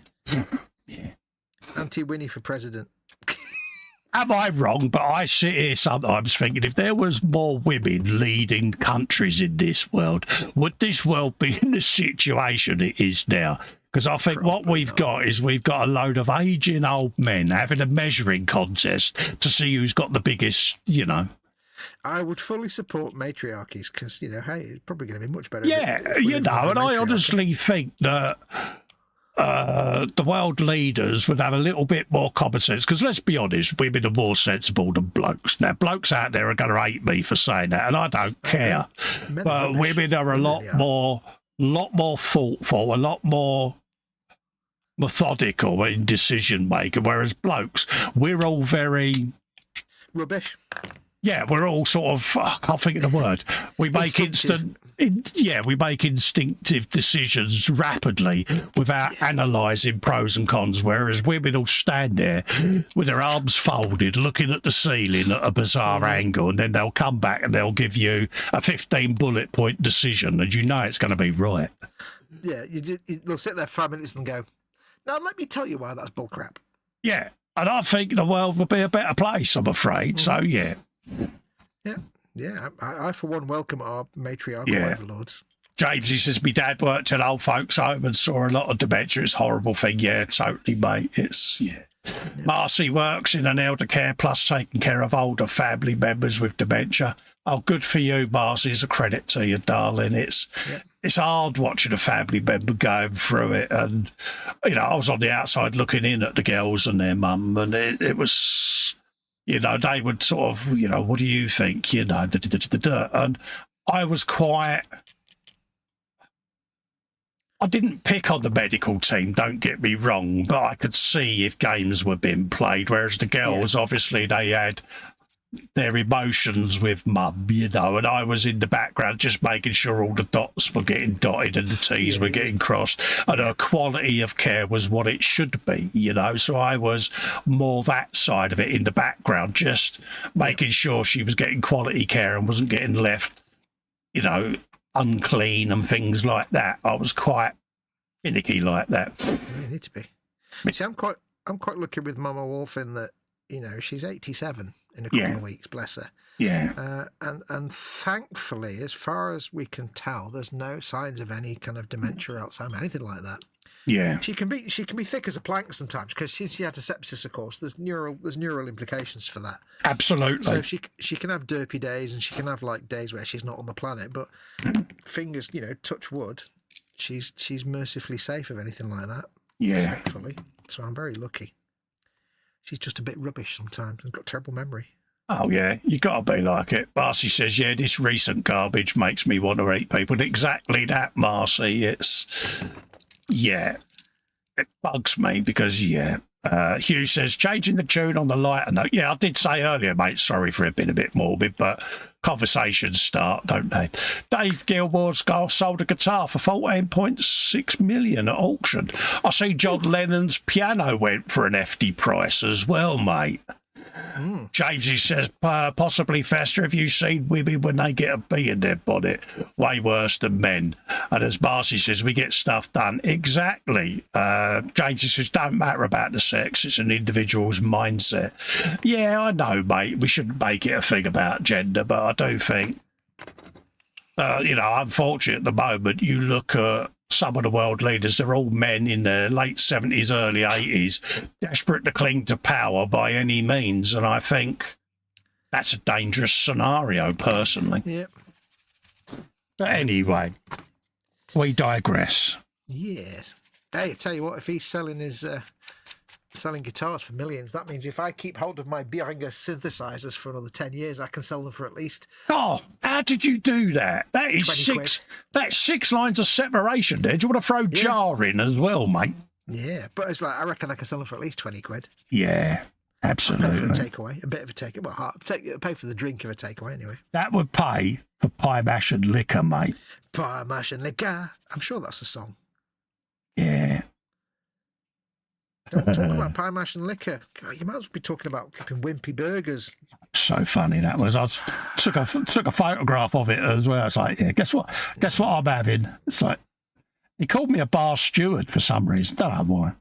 The thing I love about the sort of the friendship that me and Festa have is, right, that one of us could be lying in hospital with some really like serious deathly illness, like on the cusp of like life or death, and the other one will be sending like dumbass cat gifts or yeah, I can contest to that after my recent escapades. It's like, yeah, it's like I could be on the verge of like either surviving or not surviving, and he'd send me a picture of pie mash and liquor saying, cheer up, mate. Yeah, we had it with, house things, and he's a mate, so I gave him the rundown and the prognosis and all of that lot. Yeah. And what did I get back? Distraction raccoon. Yeah. So, Distraction raccoon. Because there's nothing I can say that'll make anything better, so I'll just send him some exactly. He asked me the question and I gave him the answer, and it's like, you don't want sympathy. That's the worst thing anyone can do with me. I don't dig it. It's also, none of us do sympathy. So. And it was like, distract. And I knew it was coming because I know what Fox is like, and that's our way, And like when he's been poorly bad, I'm like, anyway, here's a cat meme. The other thing as well, when me and Festa growing up, we didn't really do emotions in our families. No. So, not that we're not, my family's not an emotional family. I do lots of hugs and things now. Now I'm older and my wolf's older. But so it's like, if Festa says to me, I'm feeling not really well today and stuff, I just sit there going, yeah, I have no idea how to respond with sympathy, so I just send him stupid nonsense. Yeah, It's like if somebody comes to the front door, some kind of charity collector, I'm like, you chose the wrong house. Yeah. It's like, oh, how do it today, mate? You at the bench? Go, no, I'm trapped upstairs because I got up, my legs gave out, and I've got a bloody nose at the moment because, I face planted myself onto the bedside cabinet. He's like, here is a cat meme. Cheers, mate. Because that's the best thing that you can do, dear mate. Is. I think the best one I ever did was it was something like you'd had to take. It was a couple of years ago. He'd taken a tumble on the stairs or something. Yeah. And he'd sent me a message saying, "Oh yeah, I've taken this tumble and I think I might have damaged my foot or something. It's really bad." And blah blah blah. So I just sent him a gif of a dog dragging its butt on the floor. Yeah. Because we don't do sympathy. I left it 2 days, went and had a scan, and I'd actually dislocated the ankle, hadn't I? Yeah. It's like, yeah. And the funny thing is, it's like, again, no sympathy. I just sent him something as basically just saying, you're an idiot. But it was like an animated GIF or something, which was basically as if saying, well, that was stupid, wasn't it? It was H at the time when I come face down on the stairs. She's like, you fallen in love? I went, no, I'm just looking at the skirtboard to see if it needs painting. And once she had finished sort of taking a mobile phone shot to send to the boys, she's like, oh, your foot's at a bizarre angle. I said, that's all right. I'm just going to bump upstairs and stay up there for the rest of the day. And that's how you do it, isn't it? You just go, yeah. Well, this lack of sympathy has got so good that it's like, I'll go down in the morning and Mama Wolf will be there in bed, but she'll be like, she's probably the only 87-year-old in the world that has 2 teddy bears and a giant shark in her bed. Yeah. When he says giant shark, believe you me, folks, I've seen it. Yeah. She not only has the big IKEA brown bear, she has the big IKEA blow, something's called. It's a blue shark. It's like 4 foot long stuff. So basically I went down one morning and there was like a pile of shark and bear and this little tuft of hair sticking out. And I go down and she's in the most dumbest positions. So the first thing I do is take a picture and send it to Festa and say, look at the state of that. Yeah, look at this. Look at this. As you see one eye poking out. It's like, yeah. And then when I wake her up, I'll say, you were slept in a really stupid position, was I? Yeah, I sent Festa a picture. Bastard. Yeah. It is funny because, like you say, you get this picture through of a sofa full of plushies and there's a tuft of hair poking out. It's like, yeah, she's in there somewhere. Blahadge, it's called, the shark. Although she's also got a little teddy bear. Her favourite thing in the world, bizarrely, was a couple of years ago. I just got some flowers for her birthday and it came with a little cheap teddy bear. Yeah. She loves that teddy bear. She called it Arse, so it's called Arse. It's funny because I'll say, how's Mum doing? You know, she's been a bit blarpy or whatever. Get well soon, all of that lot. And they say, yeah, she's doing all right. I'll give her a hug for me and I'll get back that. It's like, yeah. And this is Mum just staring at the camera with one eye squinted, giving me the bean. It's like, okay. Giving you the gestures. It's like, yeah, she's doing all right. She's flicking me the bird. She's all right. Yeah. I'll be like, have you got any message for Festa? She'll do like a massive, great fart. Yeah. Bless her. And I still have this issue about how someone so small can produce things so large, but we'll move on from that. That's for a different time. Yeah, she's a TARDIS, mate. She did it again last night. I'm like, gee whiz. Lucky I went down when I did. Yeah, they shuffle past you and go, yeah, you might want to give it a minute. It's like you've had like 1 packet of crisps and a tiny trifle. How do you even make something like that? I don't know. I normally get that with the carers. They go, you got any grout? And I go, oh dear, is she rough? Yeah. Tile poppers. It's like, okay. Tile poppers. Because Mum has carers that go in for her. She lives in a bungalow just off the main compound. Nursing and facility is just, it's like a horseshoe basically. And at the top of the horseshoe is the nursing facility. And then you've got all these bungalows that are a part of the Walden Patrol bit, all within the grounds or the gated community, so to speak, which is good. So she's not in a permanent home, but she's got the usual buttonage and things and that, but she gets people go into her a few times a day. And she was adamant she didn't want to go into a home, so it's the next best thing, basically. It gives her independence. But that's what I used to do for a living, was when they pull the cord, the emergency cord out for the person on the end of the thing. I love that job so much.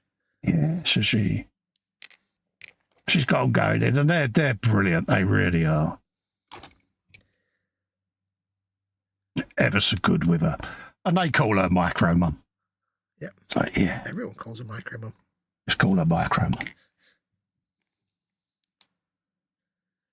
Yes, it's always fun, like when somebody comes to see Mama Wolf, like the doctor or something, and they've not been before, and they just see this enormous blue shark on the bed. Is that? And don't ask. Oh, bless. Connor says, I don't want to add to the doom and gloom. He says, sorry, mate, if we're doomy and gloomy. We don't mean to be. He says, I saw yesterday it marked 5 years since Murray Walker passed. Still doesn't feel right how quickly he seems to have been forgotten. I still feel that he should have got a knighthood. I'm absolutely... Yeah. I'm still peeved about it, if I'm honest. They had opportunity... 5 years ago. Yeah. They had ample opportunity whilst he was alive to give him the Sir Murray tag. Less deserving people have had them type of honours, and I think that would have made his day, bless him. 5 years, my God. Didn't think it was that long. Either I'd forgotten that he'd passed away or I hadn't realised it was like so recent. Yeah, I didn't realise it was 5 years. And sorry, you can't help but like the man whose most famous quote is, "Look up there, it's the sky." Exactly. Bless him. Absolute legend. Legend. Absolutely. So what have you all got planned for your weekends? Are you like, oh Plug yeah, into the device. I've waited for one arm to turn up for one of my bits of kit, so I can't. Oh, plug yeah. Into the device. I've waited for one arm to turn up for one of my bits of kit, so I can't do any music just yet. yeah, I got an effects box, and it's a vintage 90s thing, and it came with not the original power pack because yeah. a lot of them don't have them anymore. And it's in perfect condition, but I plugged it in, and the power pack is like another brand knockoff. Oh, channel. right, It's yeah. like, it's obviously brand new, and you turn it on, and it gets very, very, very hot and smells like hot electronics. I'm like, Oh, it's one of those CCS brand, is it? yeah, it's like, I'm going to replace that now. It's an acronym. You can figure it out. Yeah, oh yeah. Yeah. So I looked at it, and it's like, well, apart from the fact it's the original power pack was 120 volts, 1.5 amps, and this one's 120 volts, 2 amp. I'm like, that's probably not good. Yeah. It's probably The not fact it helping, smells mate. like hot electronics just by being plugged in, yeah, that's not. Let's get a fresh one. Yeah, it's like, yeah. Can't get the originals nowadays, or they're very rare. I've actually got an alert on eBay should anyone ever have one of the original power packs. Oh, have you? Yeah. Yeah, I bought. It's just an another brand at the minute, but if anything ever comes up on eBay, I'll snap it up. Yeah, it's always handy to have something like that as a spare. Yeah, but yeah, this one's like, no, don't like that smell. And I've discovered as well, you really don't want to do modular synthesis if you tend to walk around in bare feet on carpet a lot. Static. Yeah, everything. Because it's all metal everywhere. I'm like, yeah, I need to wear. So I put me deck shoes on when I'm working on the stuff. Just Do you not have an old static wristband from when you worked on computers or anything? no, not nothing like that. But I've got my little loafers that I'll just put them on. They're rubber soles. Yeah, because Because I'm barefoot all the time in the house and walking around the carpet. you don't want to keep zapping it because you could end up frying something. Yeah, exactly. I don't want to do that. Yeah, At first I was worried. I'm not worried about you. I'm worried about the you don't care about electronics. No, I don't care about well, you. At first I was concerned it was like hardware because it's like you take one of the patch cables out and you might zip Yeah. yourself. But I thought, no, it's probably not that. It's probably just static discharge. And I'm probably damaging the equipment. Yeah. Kind of says I even thought Silverstone would do something for him. Yeah, I mean, a nice statue or something, down as you enter the wing section of Silverstone or as you're walking around, where you got the main thoroughfare and that. A nice Murray Walker statue, I think, would look pretty mint. PJ's watching F1 later, footy much later, at the bench much later. Good man. Much later. But yeah, I loved Murray Walker. I always remember when he was in the lift with Nigel Mansell when Mansell had a big black eye. And Murray's like, oh, is it that one? Poked him straight in the black eye. So, Yeah. Murrayisms. Oh, mate. Yeah. Bill says bench tomorrow if I can get out of bed early enough. Which bench, Bill? Yeah, which one of many? Is that your telly watching bench, your tea drinking bench, you're going for a poop bench, you're scratching my balls bench? Which one is it? Yeah. Jeff says it's watching F1 on some streams. You've done that one. Yeah. I like a bit of F1, I must admit. But I'm well into the new rules. I know people are hating on it, but I think it could be quite an interesting season. Muse says, speaking of parents, time for dad's meds later all. Take care, Muse. You take care, Marcy. Always lovely to see you and love to your family as well, love. No. We've got 15 minutes. Do I really want to start a new dude? Yeah, For 15 minutes.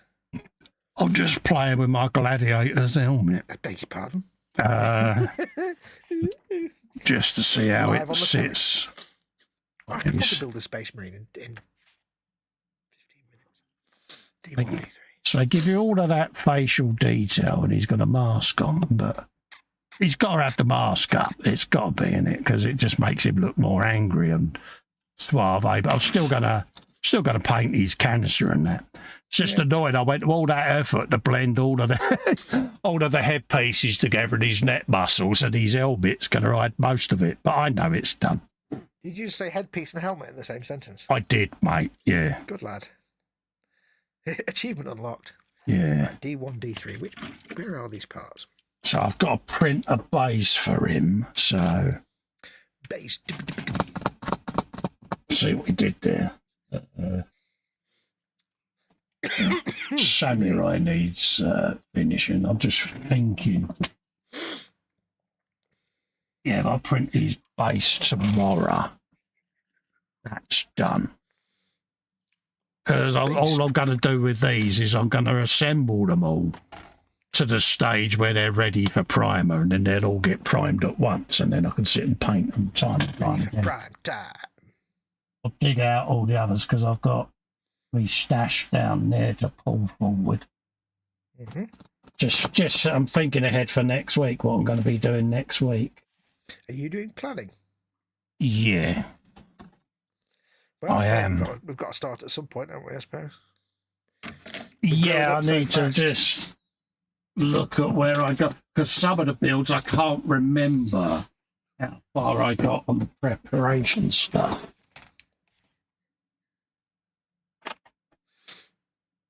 Oh yeah, I could do some stuff with that next week. That's the Jack Miller bike. Just trying to remember where I got to on things. So yeah, I can do a bit of finagling on that, ready for primer. Finagle. Because I can then get that all sticked up and everything ready for going in the booth. Start over there on that lot. Hugh Gordon quotes Murray Walker saying, "The lead car is absolutely unique, except for the one behind it, which is identical." The winner of the race is the one that finishes first. Oh, that's the Metro 6R4 engine and suspension. Okay, so I now know what that one is. Jamesy Boy says he might head to the pond and sail a boat. Ooh. Oh, nice. Motorised or wind-powered? Yeah, is it full size or model size? I'm guessing if he's a model, but you never know. He might be a bit of a Pete mate with yacht hair and everything. Yeah, there you go. I've already figured out what I'm going to be doing next week. Got to cheer PJ up, that one. I should be doing a bit on the Jack Miller bike next week. Getting some preparation done on that bad boy. It's basically a Marc Marquez bike, but it's in Marc VDS colours. I've got another one of these that's getting done in the Marc Marquez colours, so I might dig that out and sit and do a bit of gluing on that, and then I can run them both in parallel. That's the plan for next week, Paige. Yep. Well, not that I'm telepathetic or anything, but I can probably predict quite well that it's probably going to be building more space walls. As I've got like 40 of them to build.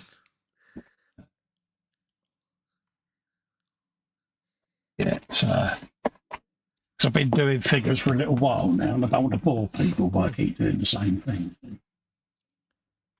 Even though I've got another dozen or so of them to do. Yeah. And I can knock them out pretty easy. So if I put that on top, I know that's for next week's show then. Happy days. Festa's always been well known for getting people knocked up easily.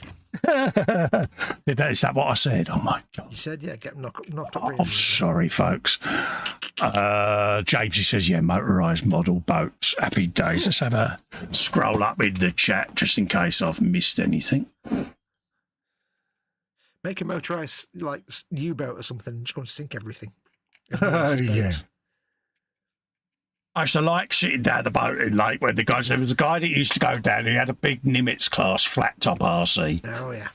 You know, and it just seemed quite fitting to see this big old aircraft carrier just looming across the boating lake, you know, and it was absolutely massive, you know, and I was chatting to him about it. You know what it's like with RC people. Once you get chatting, they're really enthusiastic about their craft, aren't they? And he sort of brought it over and took it out the water and put it on its stand, and he sort of lifted the flat tires and showed us all the workings and explained how it was built, you know, and I could see it was making his day that someone showed an interest. Yeah. I was pretty like, mate, it's a massive big ship, mate. I was just impressed, mate. And you know, and there's so much scratch buildery that he had done to it, you know, and it was fascinating to see, you know, and it was like, good for you. Yeah. I was watching something the other day where it was basically a thing you go to on a big pond thing, and they have like scale battleships, but there's a dude sat in it in the middle of it because he's piloting this battleship. And it's like you pay your money and you go and watch it, and they have like daily battles with all these different like battleships, and they fire weapons and stuff. And there's literally a bloke sat in this like maybe, I don't know, 10 or 15 foot long battleship, and he's sat in the middle of it piloting it, like Captain General whatever that kid in the comic was. Yeah. Dorkosaurus, is it? Dorkosaurus Fluffy Rex? Yeah, he made it home just in time. Hello, Cole Festa and the rest of the chat land. Cole Fox, sorry, and the rest of the chat land. Hello, William, how you doing? James says our club is mainly the Clyde Pleasure excursion steamers from the 1900s. Recently at Blackbush Airport, they had the guy down there with the big Concorde, and it is massive.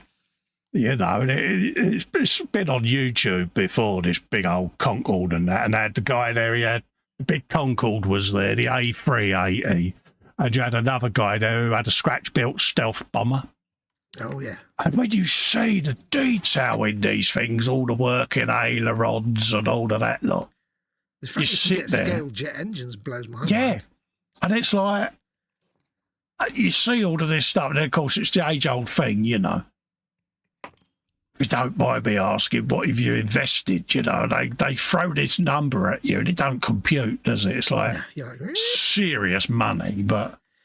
I was impressed watching a video of some guy that had a remote control B-52. Yeah, yeah. But this thing was the size of like a small light airplane. Yes. And it was just like, he's just got a normal controller with two joysticks like anybody would have. Yeah. And yet he's flying this with all the, you know, petrol-powered turboprop engines. It's like, wow. Yeah. You know, you get the obligatory rally cars and things like that down there doing the beans, you know, because, you know, it's a big old runway, isn't it? You know, and it's a dream for them. They get to really go mad on it. And then you see some of these big aircraft get taken down there, and it's skill level Japan stuff, mate, isn't it? I mean, come on. Absolutely. You know, but it's... And it's funny because there's one fella down there, he's in his mid-60s, bless him. He wears the full aircraft captain outfit, like whilst he, you know, and I love that. It's that eccentric Brit mentality in it, you know, and he's there. Go on. As long as he doesn't go to military events posing to be an admiral, he'll be fine. No, you know what I mean. But he's there and he's got a little headset on and it's like, just coming down the runway 4, you know, calling the tower. He's proper into it. He's really eccentric. He's got all these marbles, don't get me wrong, he's got all these marbles, but he is so into it, and I love that because that's proper... You know, Shedonista stuff in it. And the guy that does the ship, you know, he's there, you know, with his, you know, Admiral, whatever he calls himself, you know, and I love that, you know, it's like fair play. And then Festa comes along and he's like, I've got this space battleship Yamato. Yes, it works on the water, but it also flies. I haven't got a Yamato, mate. It's one of my growl kits, mate. But that's your goal, is to, but you'd have it flying as well. Oh yeah, I'd want it to be hovering up there, giving it the bird. But it's funny. I have a cunning plan to get something similar on the go. I won't say too much because I don't want to spoil it, but I'll chat to you off air about it. It's just something that I had a thought about, and I thought it's so me. Oh, God, if Festa's had a thought. That's and well, I really must. Mine's still there under this bench, just sat there unboxed. I mean, unbuilt. All I would say is, if there's any ship purists out there, I'm not doing it to offend anyone. I'm doing it to make my kit unique. Yeah. Tells us everything. Yes, yeah. I just thought I'd put that disclaimer out there because I've had it before, as you know. It's like, I think you'll find, I think you'll find. I can't believe you just did that. Well, you know. Well, it's because you've got no imagination. Go away, little Yeah, man. check out my content. You'll understand. If it's normal, I will kit bash it. So. Oh, I have a serious public advisory message, by the way. Oh, God. I have learned this week, just for the general safety of the public, do not, if you can avoid it, do not binge watch British Pathé newsreel videos. Because I will guarantee you, Do it. I will guarantee you that you will have all that really cheesy 1950s newsreel music in your head for days. Another one to watch is Pearl and Dean. Oh, asteroids. Yeah, because I know now you're going to have that earworm. The thing is, I've already got that because when I make mum a juice in the morning. She has a cranberry juice, big like sports bottle of it every day. Good shout. I take the lid out. I'll screw the lid with the straw, and I tap the straw on the side of the bottle to get the juice like that. And of course, that instantly brings the Pearl and D music into my head every single day. It's like, oh. Yeah. Do you find as you're walking out the room, you're going, ba ba ba? Yeah. Oh, yeah. But yeah, literally at one point, I turned on the computer, watched one British Pathé video. It was 3 minutes long, and I had this tune in my head all day and all night, and I couldn't get to sleep. I'm like, God darn it. Every now and then, I get really obscure tunes in my head, and I can't shift them. Remember saying to you, before I went in for my latest op, I had Hazy Fantasy Shiny Shiny in my head. I don't know why, because I was never a fan. I've obviously walked in a room when H has been watching retro Top of the Pops or something. Oh, yeah. And it's entered my head, and I thought nothing of it. Do you think I could get that out of my head? It done my head in. It really did. It's the fact that you've got no control over what becomes an earworm, and the fact that when you're trying to get to sleep and it just won't go away. Yeah. So I went from Hazy Fantasy. All the time I was in the hospital, I had Champagne Supernova by Oasis. Ugh, and it's because one of the fellas in a room further down had it playing on his system in his room. Ugh. And I just caught the end of it as I was being gurneyed down to have an MRI scan, and it wouldn't let. It drove me insane. I couldn't get it out of my head, mate. Yeah, never go in hospital when there's a mank in there, because you just I wanted to do him serious harm, mate. You know. Yeah, you would have been fully justified had you done so.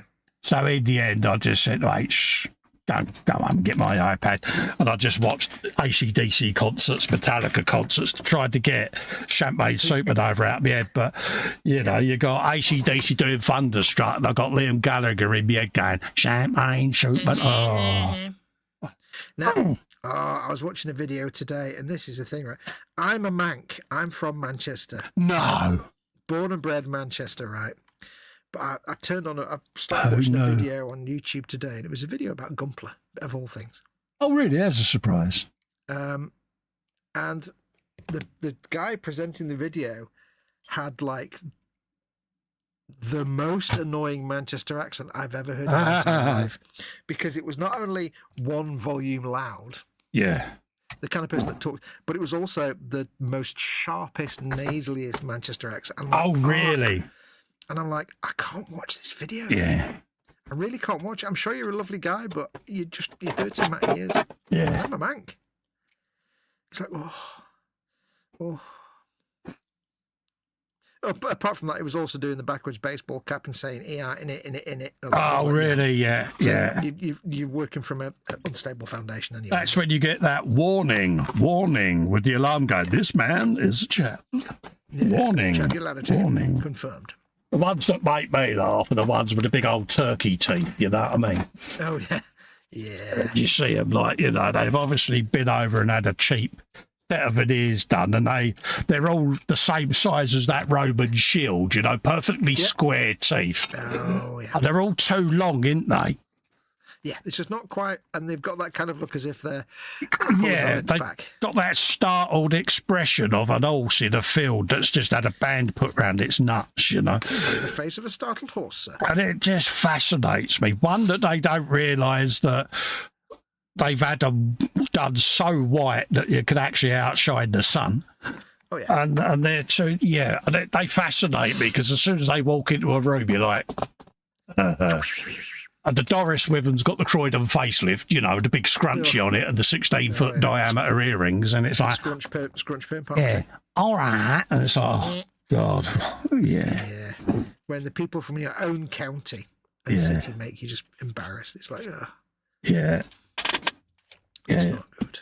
You get your plastic cockneys, they're the ones that make me laugh as well. In it, watcha. Yeah. It's like, yeah. I'm not a plastic cockney. I'm just rubbish at doing cockney. Oh, you're a mockney. You're good. I'm a mockney. That's because I try it and you can just mock me for doing it. Yeah. Oh, you're getting better. I'll give you that. You are getting better. I'm learning from the best, so I do my best. But it does amuse me that you do a better. What's his name? Fred Dibner. You do a better Fred Dibner than me. You do a better Derbyshire accent than I do. You're like that. And Derbyshire's just literally there. I can point at it from the window. Yeah. Honorary Northerner, you made me, didn't you? I've made you an honorary Cockney, so Yeah, we're you're doing an honorary well. Northerner. Yeah, We're doing well. Together, if we combine ourselves together, I think we get Birmingham. I used to spend a lot of time in Manchester back in the day. Very, very overblown place, Manchester. It's all right. It's just like I can remember walking past the Hacienda when it was a thing. yeah, Yeah, no, it's like, very yeah. overblown. I went to the Hacienda once. It was boring. Yeah. I'd rather go to like people say, oh, let's go to the Hass. I'm like, I'd rather go to Ruby Tuesdays at 42nd Street, to be honest. I think the thing I remember most about when I used to go up to Manchester is every street had about 30 blokes in their 30s running around on a micro-sized BMX bike. Oh, yeah, that's the dealers. 90% of them had one pedal missing or a playing card on the wheel rim or whatever, or a flat tyre. But they all had that same sort of all black shell suit look about them, you know. It was, that's the local, how can we say, traders. Yeah, the local market traders, so to speak. Yeah, local businessmen. But yeah, it did. I used to giggle. It's like, yeah, because they all thought that they was blending in and no one knew what they was up to. And it's like, yeah, on a failure level 1 to 10. But what made it even worse was that's back in the days when mobile phones were the size of a small child, so they couldn't blend in at all. Yeah. And they would all do that expression to their mate who was obviously guarding the stock, so to speak. Yeah. Yeah, and it's like, yeah. What I don't understand right now, right? Because when I was growing up at school, this would have got you just endless mockery and beating up by your school chums, right? Right. But whenever you see like a news story and it's some like scrote who's done something, like he's robbed a car, he's stabbed someone, whatever it is, it's like some horrible scrote that's going to go to prison and not come out for a long time. Hooray! But they've always got these like bowl head haircuts. Oh yeah, curtain part. It's like why do you have the worst haircut ever designed, and why do they always have it without fail? They always have stupid hair. Yeah. And I think a part of it is kind of the Peaky Blinders look, but that's several years ago now. Yeah. And I can't imagine a lot of these people are smart enough to actually watch something like Peaky Blinders anyway. With our lot, it was all no-necked geezers with fistful of sovereign rings in a black Crombie. Yeah. How do I know this? I'll give you 3 guesses. For that, but having a sort of chavvy bowl head haircut with the side shave, you just look like a gimbal. You just like, ugh. And have you noticed whenever they get like 2 or 3 people, like you get on the news pages there, here are 3 people that were arrested for like the dumbest crime ever, or the crime that created massive social outrage, and they always look so stupid. Yeah. They always just have the most gormless faces, and I'm like, yeah, I could have predicted you were going to go into prison, but never mind. Yeah. If I'd known you. It's like, Living the Vida Loca. Oh yeah, definitely, mate. But it's like, I don't understand with like it's just really stupid bowly haircuts. So if I'd had a bowlehead haircut at school, I would have had the living patoot beaten out of me every single day. Oh, dude, you wouldn't have made it home alive, would you? No. It's like you may as well go to school in half-mast trousers. Yeah. It was a bit like if you had turned up in the school I went to wearing a school blazer, you would be suspended from it by the banisters, you know, in the main hallway, because it was a bit like someone walking around wearing a prefect badge. It was like, yeah, please hit me repeatedly. Yeah. See, we were lucky in that we had to wear the blazer, but we didn't have to wear the school cap. No. We had a proper 1950s Molesworth style school cap, but nobody wore it. But my family had a tradition, because all three of us went to the same school, that on your first day you have to walk down the avenue with your school cap on. Yeah. Yeah, that came off as soon as I got round the corner. So I went to a reform school for naughty boys, and all the teachers walked around like the professors out of Harry Potter with the big flowing robes, and you got battered within an inch of your life just for walking down the same corridor. But it was the right thing to do, because at the end of the day, if you can't behave, you get sent somewhere where you get taught out to, don't you? You know what I mean? So you can't complain. But it was an education, but not just a learning education of subjects. It was an education on right and wrong. And I still think it was the right thing for me, because I was right off the rails. So, you know. The funny thing is, I always got confused, because I always confused reform school with that very posh kind of school that you get where it's all about preparing you to go and be a debutante, and it's like not called reform school. No, that's a private school, mate. You know what I mean? No, it's not like, I don't mean like a private. It's like or an old school grammar school was a bit like that, wasn't it? You know, but there's a name for that. I don't know. It's what called. But yeah, it always sounds like something very posh, but I know I wasn't. Yeah, I mean, I came out of that a better person than I went in, so you know, it was obviously right. Yeah. What have we got going on? I'll do a bit of chat and then we'll be wrapping up then, folks, because it's 2 o'clock and I'll be getting the StreamYard message come up as well in a minute, so I'll keep an eye out for that. Get that on. What we got there? We got Jamesy saying about his club is pleasure excursion steamers. Dorkosaurus says, I used to have 13 RC cars, sold them all unfortunately. Yeah, there's a guy who knows how to paint an RC car, folks. I've watched his paint work over the years, and very talented. We have other boats. That was what it was starting for. He says, I've got a King Hauler. He says the Dorks, a model puffer as well. Oh, yeah. Scratch built rather than a kit built. Nice, gets in. Nice. It says, so dry she won't take a drop of water in unless it's to sign out the dishes, he says to you. There you go. Sign out the dishes. You says, I see the Vic 32 here most years, Cotter. I can see the canal from my window. Oh, nice one, mate. Yeah. Room with a view and all of that, look. James, he says, nice view. He says, seen the Vic 32 at Crinin. Did I say that right? Crinin? Or is it Crinin? One of the two. I've been watching the rebuild of the Vic 27. Old Riki, he says, the last puffer to play the Vital Spark. Happy days. Is it just me, or every time you say Vic 32, I think of the C64? Yeah, we was talking about, this is another conversation we had about Commodore C64s last night, wasn't it? Yeah. The Caledonian Canal designed by Thomas Telford, says Jamesy. Hugh says, amazing how vital those boats were to folk on the Western Isles back in the day. Yeah, the old canals. Because is the Manchester Canal still active up where you are, mate, or is that defunct? No, Manchester Ship Canal's still there. It's still a thing, isn't it? Stop down the road. It's literally the canal behind it. Yeah. It still exists, yeah. Yeah. I've almost fallen in that many times. Jeff Light says, the Del Boys with 2 wheels. Yeah, you know exactly the ones. Hughes says, I live a 5-minute walk to the Tomnachurch swing bridge on the Canal Cutter. I probably destroyed the pronunciation. Hugh and James are probably laying there, pissing themselves laughing. Yeah.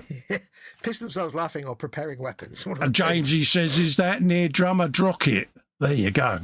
It's another Hey, name there I've you just go. destroyed. I think Yeah. you got that right. Actually, Drummer Rocket was good. That sounds pretty good.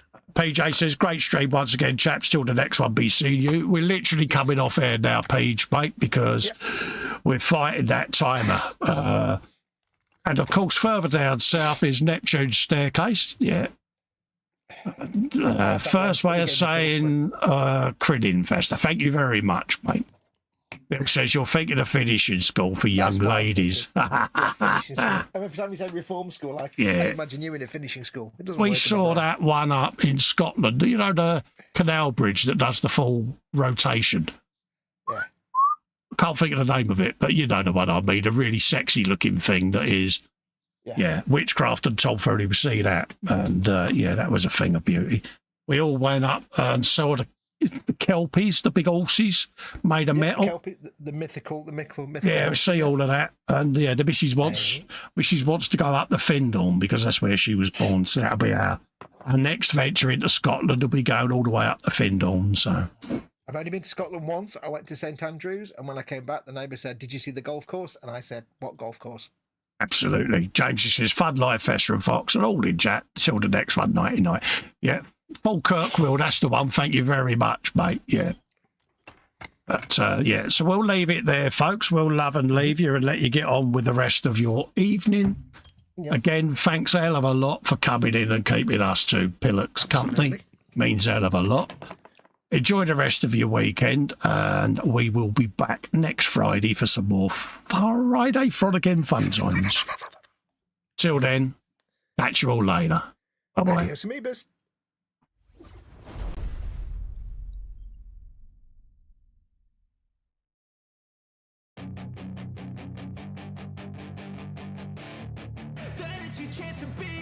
Hey kid, don't ever let them get inside your head. They'll tell you what to do in life instead of everything you know that you could get. Don't let them guide your life towards regret. I'll fight for what I love with every breath. My past is filled with things I won't forget. I use them all to push me to my best. So treat the worst of times just like a test. If only I could go back in time, I'd tell myself that everything will end up alright. Just push yourself, test yourself, figure out what you like, and find your limits, don't be rigid, always work towards a prime. Surround yourself with open minds, people can change your life. A few friends with intent can help you feel alive. Find a passion, take some action, and with a little time, just be patient, make a statement, try to